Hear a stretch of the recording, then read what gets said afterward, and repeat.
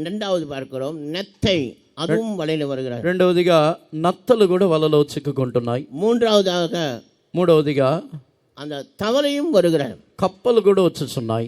நான்காவதாக பாம்பும் வருகிறார். పాములు వస్తున్నాయి. ஐந்தாவதாக கல்லுகள் வந்து சேர்கிறார். రాళ్ళు కూడా వస్తున్నాయి. ஆறாவதாக அந்த பாசி, அதுவும் வருகிறார். అక్కడ పాస కూడా వచ్చుచున్నది. இப்படி பலவிதமான எல்லாம் வந்து அது அந்த வலையில சேருகிறார். ఈ విధముగా పలు రకములైనవి ఆ వలలో వచ్చి చేరుచున్నది. ஆனால் நல்லவைகளை மாத்திரம் எடுத்து மீதையெல்லாம் தூக்கி எறிகிறார்கள். కానీ మంచివి మాత్రము చేర్చుకొని మిగిలిన వాటిని పారవేయుచున్నారు. இந்த உலகத்திலே தேவன் தன்னுடைய வலையாகிய பரலோக ராஜ்யத்தின் வலையை வீசிக் கொண்டிருக்கிறார். ఈ లోకములో తన యొక్క వలైన పరలోక రాజ్యం యొక్క వలని ఆయన విసురుచున్నారు. நாம் எப்படிப்பட்டவர்கள் என்பதை விளங்கிக் கொள்ள வேண்டும். మనము ఎటువంటి వారు అనే దానిని అర్థము చేసుకోవాలి. இந்த வலையிலே நாம் பார்க்கும்போது ఈ వలలో మనము చూసినప్పుడు அந்த நத்தை என்று சொன்னால் నత్తలని చెప్పినట్లయితే அது మనుషులు யாరు ఇన్నదపో வெளியே வரும், பிறகு మనుషులు பார்த்தால் உள்ளே పోయిவிடும். మనుషులు ఎవరు లేనప్పుడు బయటకు వచ్చుచున్నది, మనుషుల్ని చూసిన వెంటనే లోపలికి వెళ్ళిపోతున్నది. அந்த நத்தையின் மேல் இருக்கிற அந்த ஓடிலிருந்து அது எட்டி பார்க்கும், உள்ளேக்குள்ள போய்விடும். ఆ నత్త పైన ఉన్న పెంకులో నుంచి అవి బయటకు వచ్చి చూచుచున్నది, తర్వాత లోపలికి వెళ్ళిపోతున్నది. ஆமை பார்க்கிறோம், తాబేల్ని చూచుచున్నాం. அது சோம்பேறியா போல மெதுவாய் நடந்து போகும். అది సోమరిలాగా మెల్లగా నడుచుకుంటూ వెళ్తాయి. நாமும் அப்படி இருக்கக்கூடாது. మనం ఆవితముగాను ఉండకూడదు. ஆவிக்குரிய ஜீவித்தில் ఆత్మీయ జీవితంలో நாம் நல்ல சுறுசுறுப்பு உள்ளவர்களாக இருக்க வேண்டும். ఆత్మీయ జీవితంలో మనము చురుకైన వారై ఉండవలను. நல்ல ஆவிக்குரிய ஜீவிతం வளர்ந்து வளர்ந்து வளர்ந்து போய்கொண்டே இருக்க வேண்டும். ఆత్మీయ జీవితంలో ఎదుగుచు వెళ్ళుచూ ఉండవలను. பாம்பை பார்க்கிறோம், పాముని చూచుచున్నాం. வலையில பாம்பு வருகிறது, ఆ వలలో పాము కూడా వచ్చుచున్నది. பாம்பு என்ன செய்கிறது?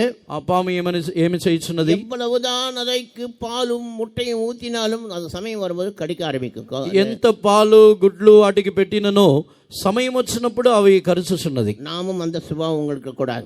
మనలో అటువంటి స్వభావములు ఉండకూడదు. நண்டு பார்க்கிறோம், నా పీతని చూచుచున్నాం. அந்த நண்டு எப்படி இருக்கும்? ఆ పీత ఎలా ఉంటుంది? நேரா நடக்க வேண்டும் என்று தான் நினைக்கும், అది తిన్నగా నడవాలని అనుకుంటది, ஆனால் சைடு தான் போய் கொண்டிருக்கும். కానీ వంకరగానే నడిచింది. அதுபோல சிலர் என்ன செய்வார்கள்? ஆவிக்குரிய ஜீவிதத்தில் நேர்மையா இருக்க வேண்டும், நன்றாக இருக்க வேண்டும் நினைப்பார்கள், ஆனால் அவர்களால் முடியாது. అదే విధముగా ఆత్మీయ జీవితంలో నిజాయితీగా మంచిగా ఉండవలనని కోరుచున్నారు, కానీ వారి వలన అది కావటం లేదు. இந்த பாசி என்று படிக்கிறோம், ఈ పాసుని చూచుచున్నాం. இந்த பாசி என்றால் என்ன? అయ్యే ఈ నాశ అంటే ఏమిటి? இவைகள்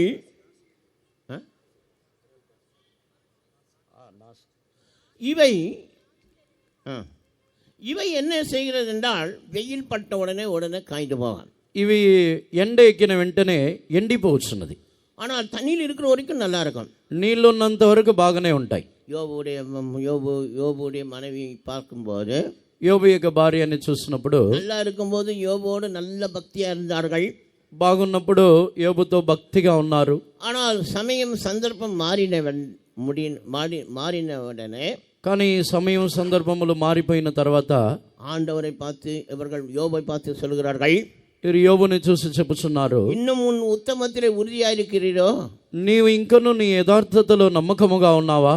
தேவனை தூஷித்து ஜீவனை விடு என்று சொல்கிறார். దేవుని దూషించి ప్రాణముని విడువమని చెప్పుచున్నది. இவர்கள் தான் பாசை போன்றவர்கள், వీరు పాచి లాంటి వారు. இவர்கள் நல்லா இருக்கும்போது தேவனை துதிப்பார்கள், వీరు మంచిగా ఉన్నప్పుడు దేవుని స్తుతించుదురు, ஆராதனைக்கு வருவார்கள், ఆరాధనకు వచ్చుదురు, தேவனுக்காக பாடுபடுவார்கள், దేవుని కొరకు శ్రమ పడుదురు. ஆனால் வெயில் வந்து காஞ்சி போனது போல சிலர் இந்த கஷ்டம் சோதனை வரும்போது அவர் காணாமல் போகிறார்கள். వీరు ఎండ వచ్చి ఎండిపోయినట్లుగా శోధనలు వచ్చినప్పుడు వీరు కనబడకుండా పోతున్నారు. கல்லை பார்க்கிறோம், రాళ్ళని చూచుచున్నాం. வலையிலே கல் எப்படி இருக்கிறது என்றால், ఈ వలలో రాళ్ళు ఏ విధముగా ఉందంటే, நாம் நம்முடைய ஜீவித்தில் சிலரை பார்க்கும்போது మన ఇక జీవితంలో కొందరిని చూసినప్పుడు கல்லை போல எவ்வளவு சத்தியங்கள் சொன்னாலும் எவ்வளவு உபதேசங்கள் சொன்னாலும் அவர்கள் தன் இருதயத்தை கடினப்படுத்தி கொண்டே இருப்பார்கள். రాళ్ళలాగా ఎన్ని ఉపదేశములు చెప్పినను ఎన్ని సత్యములు చెప్పినను వారు తమ యొక్క హృదయముని కఠినపరుచుకొనుచునే ఉంటారు. இவைகள் எல்லாம் கூட வலையில் வருகிறது.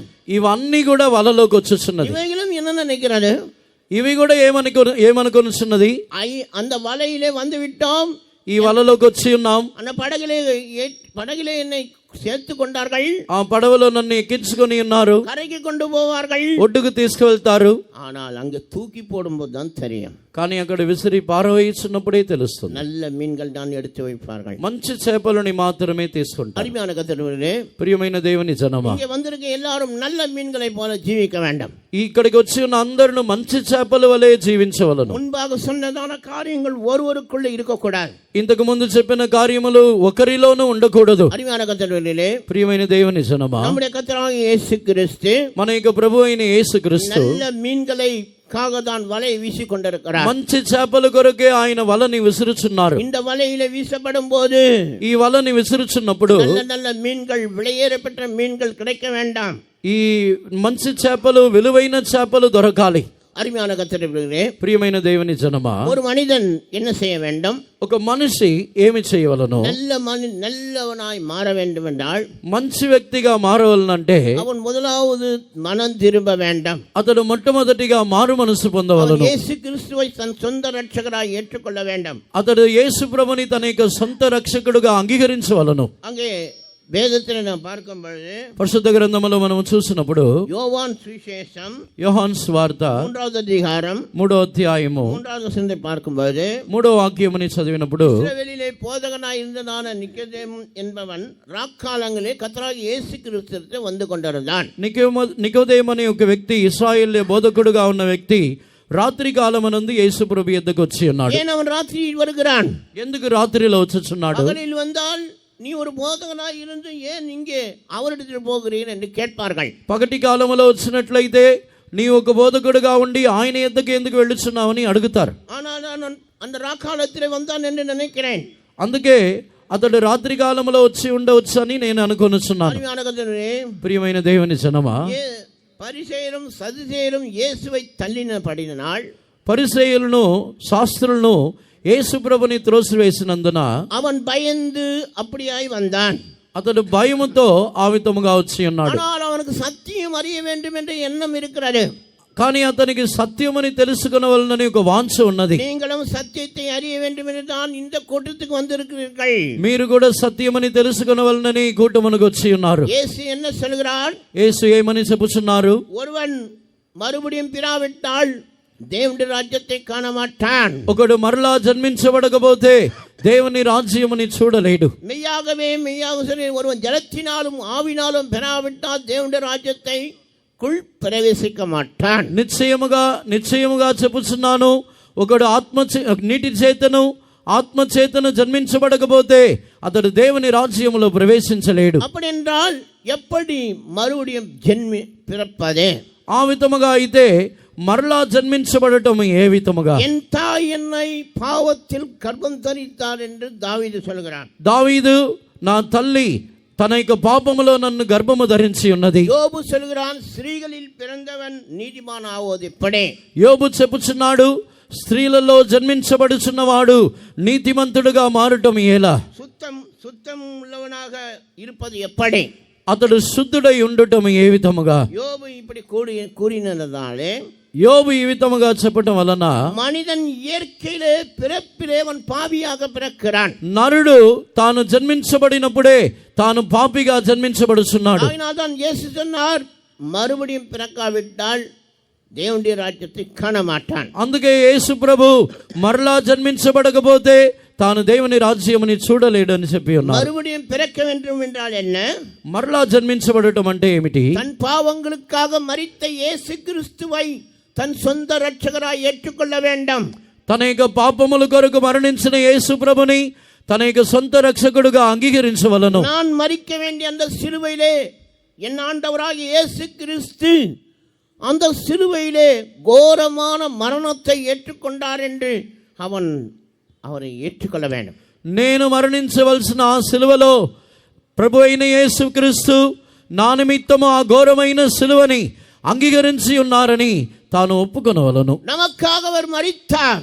మన నిమిత్తమే ఆయన మరణించి ఉన్నారు. நாம் செய்த பாவங்களுக்காக, நாம் செய்ததான ஒவ்வொரு காரியங்களுக்காக இயேசு மரித்தார். మనము చేసిన పాపముల కొరకు, మనము చేసిన అపరాధముల కొరకే ఆయన మరణించి ఉన్నారు. அறிவானகர்களே, ప్రియమైన దేవుని జనమా, அவரை இயேசு கிறிஸ்துவை தன் சொந்த இரட்சகராக ஏற்றுக்கொண்டு தன் பாவங்களை அறிக்கை செய்கிறவன் రక్షించబడుகிறான். యేసు ప్రభుని తన యొక్క సొంత రక్షకుడుగా అంగీకరించి తన యొక్క పాపములను ఒప్పుకొనుచున్నవాడు రక్షణ పొందుచున్నాడు. மறுபடியும் பிறக்கிற அனுபவம் என்றால் என்ன? మరలా జన్మించబడటం అంటే ఏమిటి? வேதத்திலே பல காரியங்களை படிக்கிறோம். పరిశుద్ధ గ్రంథములో అనేక కార్యములను చదువుతున్నాం. தேவனுடைய பிள்ளை மறுபடியும் பிறக்கும் అడయాళం என்னவென்றால், దేవుని బిడ్డ మరలా జన్మించబడుచున్న సూచన ఏమిటంటే అడయం అనుభవங்கள்.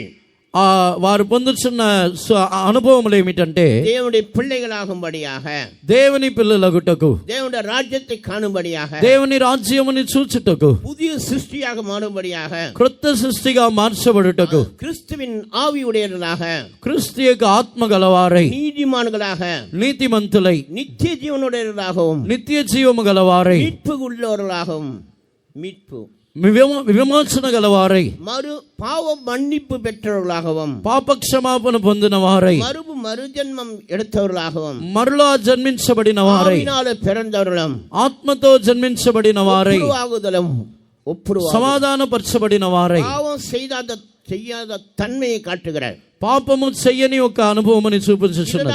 மறுபடியும் ஜென்மிக்கிற ஜென்மங்கள். ఇదే మరలా జన్మించబడుచున్న అనుభవములు. ஒரு மனிதன் மறுபடியும் தாயின் வயிற்றில் போய் பிறக்க முடியுமா? ఒక మనిషి మరలా తల్లి కడుపులోకి వెళ్లి జన్మించబడగలడా? இல்லவே இல்லை. ఆ విధముగా కానే కాదు. அவன் செய்த பாவங்களுக்காக இயேசு கிறிஸ்துவிடத்திலே அவன் మనస్తాపத்தோடு அறிக்கை செய்ய வேண்டும்.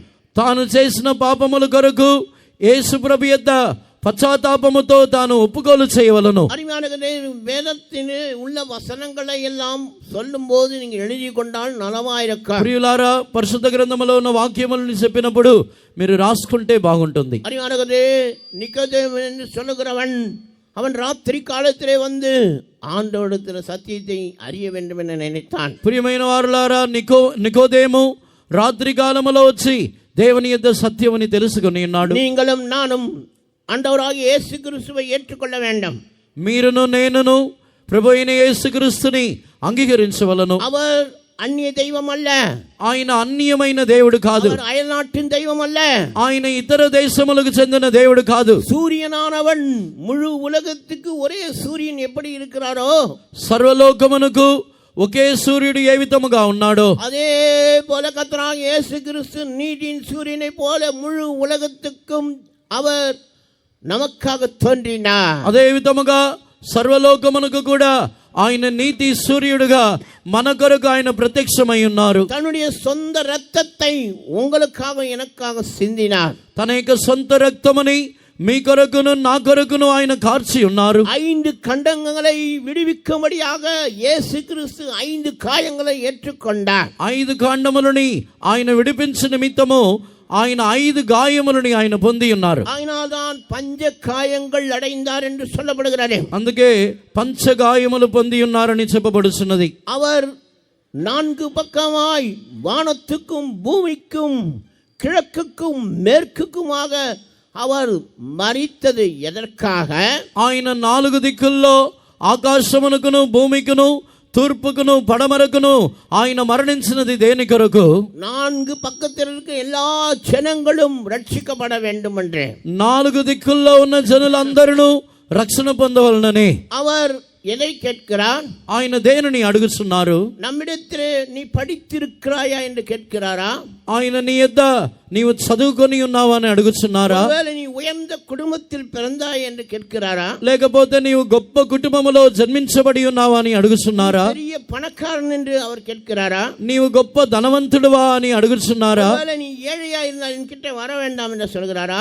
నీవు పేదవాడైతే నా యొద్దకు రావద్దని చెప్పుచున్నారా? அவர் யாரை நேசிக்கிறார்? ఆయన ఎవరిని ప్రేమించుచున్నారు? தன் இருதயத்திலே யாரை அவரை ஏற்றுக்கொள்கிற எல்லாரையும் அவர் அங்கீகரிக்கிறார். తన యొక్క హృదయములో ఎవరు ఆయనని అంగీకరించుచున్నారో వారిని ఆయన అంగీకరించుచున్నారు. என் இயேசுவே என் பாவங்களுக்காக நீ மரித்தீர் என்று யார் தன்னை ஒப்பு கொடுக்கிறார்களோ, నా యేసయ్యా నా యొక్క పాపముల కొరకు నీవు మరణించి ఉన్నావని ఎవరు అప్పగించుచున్నారో அப்படிப்பட்டவனை ஏற்றுக்கொள்கிறார். అటువంటి వారిని అంగీకరించుచున్నారు. பிள்ளை ஒரு கடையில் போய் ஒரு நாள் ஒரு பெரிய ஒரு கண்ணாடியை உடைத்து விட்டான். பேக்கரிக்கு போனான். அந்த பேக்கரியில் இருக்கிறதான அந்த கேக்கை பார்த்து அதை சாப்பிட வேண்டும் என்று போட்டு உடைத்து விட்டான் அந்த கண்ணாடியை. ఒక అబ్బాయి ఒక బేకరీకి వెళ్ళి ఒక రోజు ఆ బేకరీలో ఉన్న కేక్ని తినవలనని కోరి ఆ బేకరీలో ఉన్న అద్దముని పగలగొట్టేశాడు. உடனே அவன் சத்தத்தை கேட்டு கடைக்காரன் என்ன செய்தான்? ఆ శబ్దమును వినిన ఆ దుకాణమునకు చెందిన వ్యక్తి ఏం చేశాడు? அந்த பையனை பிடித்து வைத்துக் கொண்டான். ఆ అబ్బాయిని పట్టుకొని తన దగ్గర ఉంచుకున్నాడు. இனி யார் நீ, எங்கிருந்து வந்தாய்? నీవు ఎవరు, ఎక్కడి నుంచి వచ్చి ఉన్నావు? இந்த கண்ணாடியினுடைய காசை, இந்த பணத்தை நீ கொடுத்தால் தான் உன்னை அனுப்புவேன். ఈ అద్దం యొక్క ఆ డబ్బుల్ని ఇస్తేనే గాని నిన్ను పంపియను. உடனே தகப்பனுக்கு சொல்லி அனுப்பினார்கள். వెంటనే వారి యొక్క నాన్నకు చెప్పి పంపించి ఉన్నారు. உடனே தகப்பன் வந்தார். వెంటనే వాళ్ళ నాన్న వచ్చి ఉన్నాడు. அந்த காசை எல்லாம் கொடுத்து விட்டு ఆ డబ్బులన్నిటినీ ఇచ్చేసి அந்த పయ్యனை విడివిత్తు கொண்டு போனார். ఆ అబ్బాయిని విడిపించి తీసుకుని వెళ్ళి ఉన్నాడు. நாமும் ஒரு காலத்திலே பாவம் இயேசுவை அறியாமல் பாவத்திலே జీవితాం. మనము కూడా ఒకరోజు యేసు ప్రభుని ఎరుగని వారై పాపములో జీవించి ఉన్నాము. సాతానుకు అడిమియానోం. అపవాదికి మనం బానిసలై ఉన్నాము. இப்படிப்பட்ட மனிதனை, ఇటువంటి మనిషిని విడివిக்க வேண்டும் என்று విడిపించవలనని దేవాది దేవుడు పరలోకத்தில் இருக்கிற పితాவின் మడిயிலே செல்ல பிள்ளையான தேவன், పరలోకమునందు తండ్రి యొక్క ఒడిలో ఆయన ముద్దు బిడ్డగా ఉన్న యేసు మనిదనుடைய పావத்துக்காக తన్னை మనిదనాగా అవతరిத்தார். మనుషుల యొక్క పాపముల కొరకు ఆయన మనుష్య అవతారమును ఎత్తి ఉన్నారు. మనిదனை విడివిக்கும்படியாக அவர் வந்தார். మనుషులని విడిపించు నిమిత్తం ఆయన వచ్చి ఉన్నారు. కర్తృ పిల్లయే, ప్రియమైన దేవుని జనమా, மனிதன் செய்த பாவத்துக்காக தேவன் பாவம் அறியாத தெய்வம் பாவமாக்கப்பட்டார். మనుషులు చేసిన పాపము కొరకు పాపము ఎరుగని దేవుడు పాపము ఆయను. அவரிலே பரிசுத்தம், ఆయన పరిశుద్ధుడు. அவர் பிறப்பிலே பரிசுத்த, ఆయనకి జన్మించటము పరిశుద్ధత. அவருடைய கிரியிலே அவர் கிரியிலே பாவம் செய்யவில்லை. ఆయన క్రియలో పాపము చేయలేదు. அவர் பாவம் அறியவில்லை. ఆయన పాపముని ఎరుగని వారు. அப்படிப்பட்டதான ஒரு பரிசுத்த தெய்வம் தான் கர்த்தராகிய இயேசு கிறிஸ்து. అటువంటి పరిశుద్ధమైన దేవుడే ప్రభువైన యేసుక్రీస్తు. భూమిలో ఎన్నో దైవங்கள் తోండిన, ఈ భూమిలో ఎన్నో దైవములు వచ్చి ఉన్నది. ఎన్నో విధమైన మనుషులు తోండినాர்கள். ఎన్నో విధములైన మనుషులు వారు ప్రత్యక్షమై ఉన్నారు. కొల్గై స్థాపితాர்கள். వారి యొక్క సిద్ధాంతములను వారు స్థాపించి ఉన్నారు. ஒரு கூட்ட ஜனங்களை அவர்களை சேர்த்துக் கொண்டார்கள். ఒక గుంపు జనులని వారు చేర్చుకొని ఉన్నారు. ஆனால் மரித்தார்கள். కానీ మరణించి ఉన్నారు. எந்த மனிதனுக்காக జీవனை கொடுக்க முடியவில்லை. ఏ మనుషుని వలన మరొక నరుడి నిమిత్తము వారు ప్రాణముని ఇవ్వలేకపోయి ఉన్నారు. அவருடைய இரத்தத்தை சிந்தவில்லை. వారి యొక్క రక్తముని కార్చలేదు. அவருடைய ரத்தத்தினால பாவம் மன்னிப்பில்லை. వారి యొక్క రక్తము ద్వారా పాప క్షమాపణ లేదు. அவர்கள் மரித்தார்கள். వారు మరణించిరి. అடக்கம் பண்ணினார்கள். వారు పాతి పెట్టబడిరి. ஆனால் உயிர் తెழவில்லை. కానీ వారు పునరుత్థానము చెందలేదు. ஆனால் இயேசு கிறிஸ்து, కానీ యేసు ప్రభు மரித்தார். మరణించిన மூன்றாம் நாளில் உயிரோடு எழுந்தார். మూడవ దినమున ఆయన సజీవముగా లేచి ఉన్నారు. இந்த உலகத்திலே மரித்து மூன்றாம் நாளில் உயிர்த்தெழுந்த இயேசு கிறிஸ்துவை தவிர வேறு யார் இருக்கிறார்கள்? ఈ లోకములో మరణించి మూడవ దినమున లేచిన యేసు ప్రభు తప్ప ఎవరున్నారు? இன்றைக்கு அநேகர் சொல்கிறார்கள் అన్య దైవం వేண்டாం. ఈ రోజు అనేకులు చెప్పుచున్నారు అన్య దేవతలు మాకు వద్దు. అన్య దేశத்தின் தெய்வம் எங்களுக்கு தேவையில்லை. ఇతర దేశముల యొక్క దేవుళ్ళు మాకు వద్దు. அந்த இயேசு கிறிஸ்து எங்களுக்கு தேவையில்லை. యేసు ప్రభు మాకు వద్దు. ஆனால் அந்த இயேசு கிறிஸ்து தான் உனக்கும் எனக்கும் ரட்சிப்பை கொடுக்கிறார். కానీ ఆ యేసు ప్రభువే నీకును నాకును రక్షణను ఇచ్చుచున్నాడు. ஒரு ராஜா ஒருவன் இருந்தான். ఒక రాజు ఉండేను. அவன் யுத்தத்திலே ஓடி போய் படுத்து கொண்டிருக்கிறான். అతడి యుద్ధంలో ఓడిపోయిన వాడై పండుకొని ఉన్నాడు. அவன் எத்தனையோ முறை ஓடி போய் அவன் தோற்றி போய் அந்த குகையிலே படுத்து கொண்டிருக்கிறான். ఎన్నోసార్లు అతడు ఓడిపోయిన వాడి యొక్క గృహలో పండుకొని ఉన్నాడు. அப்பொழுது ఆ సమయంలో ఎరుముகள் ఎல்லாம் పోయి கொண்டிருக்கிறான். చీమలన్నీ వెళ్ళుచున్నాయి. ஒரு எறும்பு துடித்து கொண்டிருக்கிறார். ఆ ఒక చీమ మిక్కిలి కష్టపడుచున్నది. அந்த இவன் என்ன செய்தான்? అది ఇతను ఏమి చేసి ఉన్నాడు? ஒரு ராஜாதான். ఇతను ఒక రాజు. அந்த ఎరుம்புக்கு ఉదవి செய்கிறான். ఆ చీమకు సహాయం చేయుచున్నాడు. எப்படியாவது தன்னுடைய வழியிலே வைத்து அதை போக வேண்டும் என்று பார்க்கிறான். ఎలాగైనా వాటి యొక్క దారిలో వెళ్ళవలనని అతడు చూచుచున్నాడు. ఇవనాల్ ఒండు செய்ய முடியவில்லை. ఇతను ఏమీ చేయలేకపోతున్నాడు. இன்னொரு எறும்பு வந்தது.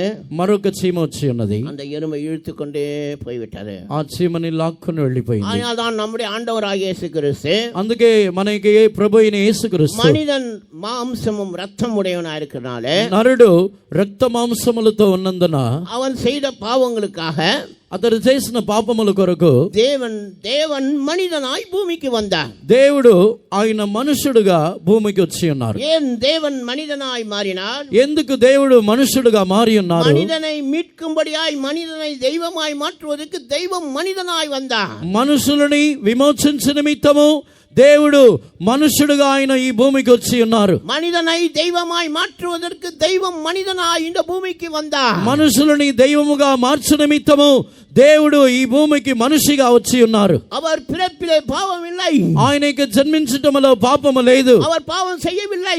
ఆయన పాపము చేయలేదు. அவர் பாவம் அறியவில்லை. ఆయన పాపము ఎరగలేదు. ஆகையால் நான் கல்லறையிலே அவரை வைத்தபோது அந்த கல்லறையானது தாங்கிக் கொள்ள முடியாமல் அந்த భూమి అదిర్తది. అందుకే ఆయనని సమాధిలో ఉంచినప్పుడు ఆ సమాధి అతనిని భరించలేక భూమి వణికి ఉన్నది. భూమియానది నిలర్దించి ఉండానది. అప్పుడు భూకంపములు కలిగి ఉన్నది. சிருஷ்டிகர்த்தாகிய அந்த தெய்வத்துக்கு இப்படிப்பட்ட பாடுகள் என்று சொல்லி இயற்கையெல்லாம் அசைந்து கொண்டிருந்தன. సృష్టించిన దేవునికే ఇటువంటి శ్రమలని చెప్పి ఈ వాతావరణం సూచనలన్నీ కదిలియాయి. సూర్యన్ இருளானது. సూర్యుడు అంధకారమాయను. కారణం என்னவென்றால், కారణం ఏమిటంటే ఇయర్కెல்லாம் మారినన. ఈ వాతావరణం అన్నీ మారి ఉన్నది. ఏన్ అప్పటి సంభవించదే? ఎందుకు అలాగ సంభవించి ఉన్నది? పరిశుద్ధుడికి இப்படிப்பட்டதான పాడుகளா? ఈ పరిశుద్ధుడికి ఇటువంటి శ్రమలా? இப்படிப்பட்டதான కష్టங்களா? ఇటువంటి కష్టములా? అరుமையான கர்த்தருடைய பிள்ளைகளே, ప్రియమైన దేవుని జనమా, యేసు உனக்காக எனக்காக பட்ட பாடுகளை நினைத்து பாருங்கள். యేసు నీ కొరకును నా కొరకు అనుభవించిన శ్రమలని తలంచి చూడుడి. அந்த இயேசு கிறிஸ்து உனக்கும் எனக்கும் ஒரு நன்மையை செய்திருக்கிறார். యేసు నీ కొరకును నా కొరకును ఒక మేలు చేసి ఉన్నారు. రక్షిపై வைத்திருக்கிறார். రక్షణని ఉంచి ఉన్నారు. நாம் அவரை ஏற்றுக்கொள்ளும் போது, మనం ఆయనని అంగీకరించినప్పుడు పాపங்கள் మన్నికబడుகிறது. మన యొక్క పాపములు క్షమించబడుచున్నది. మన్నికబట్టాல் மட்டும் పోదుమా? క్షమించబడితే చాలా. ஆனால் நாம் ஞானஸ்தானம் எடுக்க வேண்டும். మనం బాప్తీసము తీసుకోవాలి. அருமையான கர்த்தருவிலே இன்றைக்கு அநேகர் நான் மனம் திரும்பினேன் என்று சொல்கிறார்கள். ప్రియమైన దేవుని జనమా, ఈ రోజు అనేకులు నేను మారు మనసు పొంది ఉన్నాను అని చెప్పుచున్నారు. இன்னைக்கு மனம் திரும்புதலுடைய இந்த மனம் திரும்புதலுடைய సబ్జెక్ట్ సరిగా தெரியவில்லை. అనేకులకి మారు మనసుని గురించిన విషయం అనేకులకు తెలియటం లేదు. கொடுத்த சமயத்தை நான் சொல்லி சீக்கிரமாய் முடிக்க வேண்டாம். నాకు ఇవ్వబడిన సమయంలో త్వరగా చెప్పి నేను ముగించాలి. మనం తిరుమల 7 విధమైన పడిగలు ఉండే. మారు మనసులో 7 విధములైన మెట్లున్నాయి. 1 పావ ఉణర్వు, 1 పాప గ్రహింపు. అపోస్తలుల 2వ అధికారం 37వ వచనం. అపోస్తలుల కార్యములు 2వ అధ్యాయము 37వ వాక్యము. పావ ఉణర్వు என்று படிக்கிறோம். పాప గ్రహింపు అని చదువుతున్నాం. రెండవదిగా 2 కొరింథీ 7:10 படிக்கும்போது 2 కొరింథీ 7:10లో చదివినప్పుడు మనస్తాపం என்று படிக்கிறோம். పశ్చాత్తాపం అని చదువుతున్నాం. మూడవదిగా அறிக்கை 1 యోవాన్ 1వ అధికారం 9వ వచనం. 1 యోహాను 1వ అధ్యాయము 9వ వాక్యము. నాలుగవదిగా తిరిగి తిరిగి கொடுக்க வேண்டாம். తిరిగి ఇవ్వటము. லூக்காசு விசேஷம் లూకాసు వార్త 19வது அதிகாரம் 19వ అధ్యాయము 5வது వசனம் 5వ వాక్యము. ஐந்தாவதாக ఐదవదిగా ஒப்புரவாகுதல். సమాధానపరచబడుట. மத்தேயு சுவிசேஷம் 5வது அதிகாரம் మత్తయి సువార్త 5వ అధ్యాయము 23 நாம் படிக்கும் பொழுது 23వ వాక్యములో నుండి చదివినప్పుడు ஒப்புரவாக வேண்டும், మనం సమాధానపడవలను, நீதிகரிக்கப்பட வேண்டும். నీతిగరించబడవలను. ரோமர் 3வது அதிகாரம் 24வது வசனம். రోమీయులకు రాసిన పత్రిక 3వ అధ్యాయము 24వ వాక్యము. சுத்திகரிக்கப்படுதல், பரிசுத்தமாக்கப்படுதல், పరిశుద్ధపరచబడుట. ரோமர் 8:12 படிக்கிறோம். రోమీయులకు 8:12 వాక్యం. அருமையான கர்த்தருடைய பிள்ளைகளே, ప్రియమైన దేవుని జనమా, அருமையான கர்த்தருடைய பிள்ளைகளே, ప్రియమైన దేవుని జనమా, இந்த ரட்சிப்பிலே 7 விதமான படிகள் உண்டு. ఈ రక్షణలో 7 విధములైన మెట్లున్నాయి. இன்றைக்கு அநேக ரட்சிக்கப்பட்டேன் என்று சொல்வார்கள். ఈ రోజు అనేకులు రక్షణ పొంది ఉన్నానని చెప్తారు. தங்கள் பாவங்களை அறிக்கை செய்ய மாட்டார்கள். పాపములని ఒప్పుకోలు చేయరు. அவர்கள் மனஸ்தாபப்பட்டு தன் பாவங்களை அறிக்கை செய்ய வேண்டும். వారు పశ్చాత్తాపపడి తన యొక్క పాపములని ఒప్పుకోలు చేయవలను. திருப்பி கொடுக்க வேண்டாம். తిరిగి ఇవ్వాలి. சிலர் வருகிறார்கள். కొందరు వస్తున్నారు. நாங்கள் ரட்சிக்கப்பட்டோம், మేము రక్షణ పొంది ఉన్నాం, நாங்கள் மனம் திரும்பி விட்டோம். మేము మారు మనసు పొంది ఉన్నాం. நீ அநியாயமாய் வாங்கினது திருப்பி கொடுத்தீர்களா? నీవు అన్యాయముగా తీసుకున్న వాటిని తిరిగి ఇచ్చి ఉన్నావా? அநியாயமாய் வைத்துக் கொண்டிருக்கிறாயே, அதை திருப்பி கொடுத்தாயா? అన్యాయముగా నీ దగ్గర ఉంచుకున్న వాటిని తిరిగి ఇచ్చి ఉన్నావా? கர்த்தராகிய இயேசு கிறிஸ்து இந்த பூமிக்கு வரும்போது, ప్రభువైన యేసుక్రీస్తు ఈ భూమిలోకి వచ్చినప్పుడు அங்கே அவர் ஒரு எரிகோவுக்கு பிரயாணம் பண்ணி போய் கொண்டிருக்கிறார். అప్పుడు ఆయన ఎరికోకు ప్రయాణమై వెళ్ళుచున్నప్పుడు அப்பொழுது மிகவும் குள்ளனாய் இருந்த ஒருவன் இருந்தான். అప్పుడు మిక్కిలి పొట్టివాడైన ఒక వ్యక్తి ఉండెను. ஜக்கையா என்று சொல்லக்கூடிய ஒருவன் இருந்தான். జక్కయ్య అనే ఒక వ్యక్తి ఉండెను. அவன் குள்ளனாய் இருந்தான். అతడు పొట్టివాడై ఉండెను. அவன் இயேசுவை பார்க்க வேண்டும் என்ற எண்ணம் இருந்தது. అతనికి యేసు ప్రభుని చూడవలనని వాంఛ కలిగి ఉన్నది. ஆனால் அவன் இயேசுவை பார்க்க வேண்டும் என்ற எண்ணம் இருந்தனாலே, అతనికి యేసు ప్రభుని చూడవలనని కోరినందున, அவன் குள்ளனாய் இருந்தனாலே అతడు పొట్టివాడై ఉన్నందున ஒரு மரத்தின் மேல் ஏறினான். ఒక చెట్టు ఎక్కి ఉన్నాడు. இயேசுவை வருகிறதை காண்கிறான். యేసు ప్రభు రావటమని చూచుచున్నాడు. இயேசு அங்கே வருகிறான். యేసు ప్రభు అక్కడికి వచ్చుచున్నాడు. அந்த மரத்தின் கீழ் நிற்கிறான். ఆ చెట్టు క్రింద నిలబడి ఉన్నారు. சகைவே, நீ இறங்கி வா. జక్కయ్య, క్రిందకు దిగి రమ్ము. நான் இன்றைக்கு உன் வீட்டிலே தங்க வேண்டும். నేడు నీ ఇంటిలో నేను బస చేయవలసి ఉన్నది. அருமையான கர்த்தருடைய பிள்ளைகளே, ప్రియమైన దేవుని జనమా, வசனத்தை படிப்போம். லூக்கா சுவிசேஷம் 19வது அதிகாரம் ఆ వాక్యమని చదవండి. లూకాసు వార్త 19వ అధ్యాయం 5வது వచనం. சீக்கிரம் படிங்க. యేసు ఆ చోటుకు వచ్చినప్పుడు కన్నులెత్తి చూచి, జక్కయ్య, త్వరగా దిగుము, నేడు నేను నీ ఇంట ఉండవలసి ఉన్నదని అతనితో చెప్పగా అతడు త్వరగా దిగి సంతోషముతో ఆయనను చేర్చుకునేను. అందరూ అది చూచి, ఈయన పాపి అయిన మనుషుని యొద్ద బస చేయవలెనని చాలా సనుగుకొనిరి. జక్కయ్య నిలువబడి, ఇదిగో ప్రభువా, నా ఆస్తిలో సగము బీదలకిచ్చుచున్నాను. నేనెవని యొద్దనైనను అన్యాయముగా దేనినైనను తీసుకొని ఎడల అతనికి 4 అంతలు మరలా చెల్లింతునని ప్రభువుతో చెప్పెను. అందుకు యేసు, ఇతడును అబ్రహాము కుమారుడే, ఎందుకనగా నేడు ఇంటికి రక్షణ వచ్చి ఉన్నది.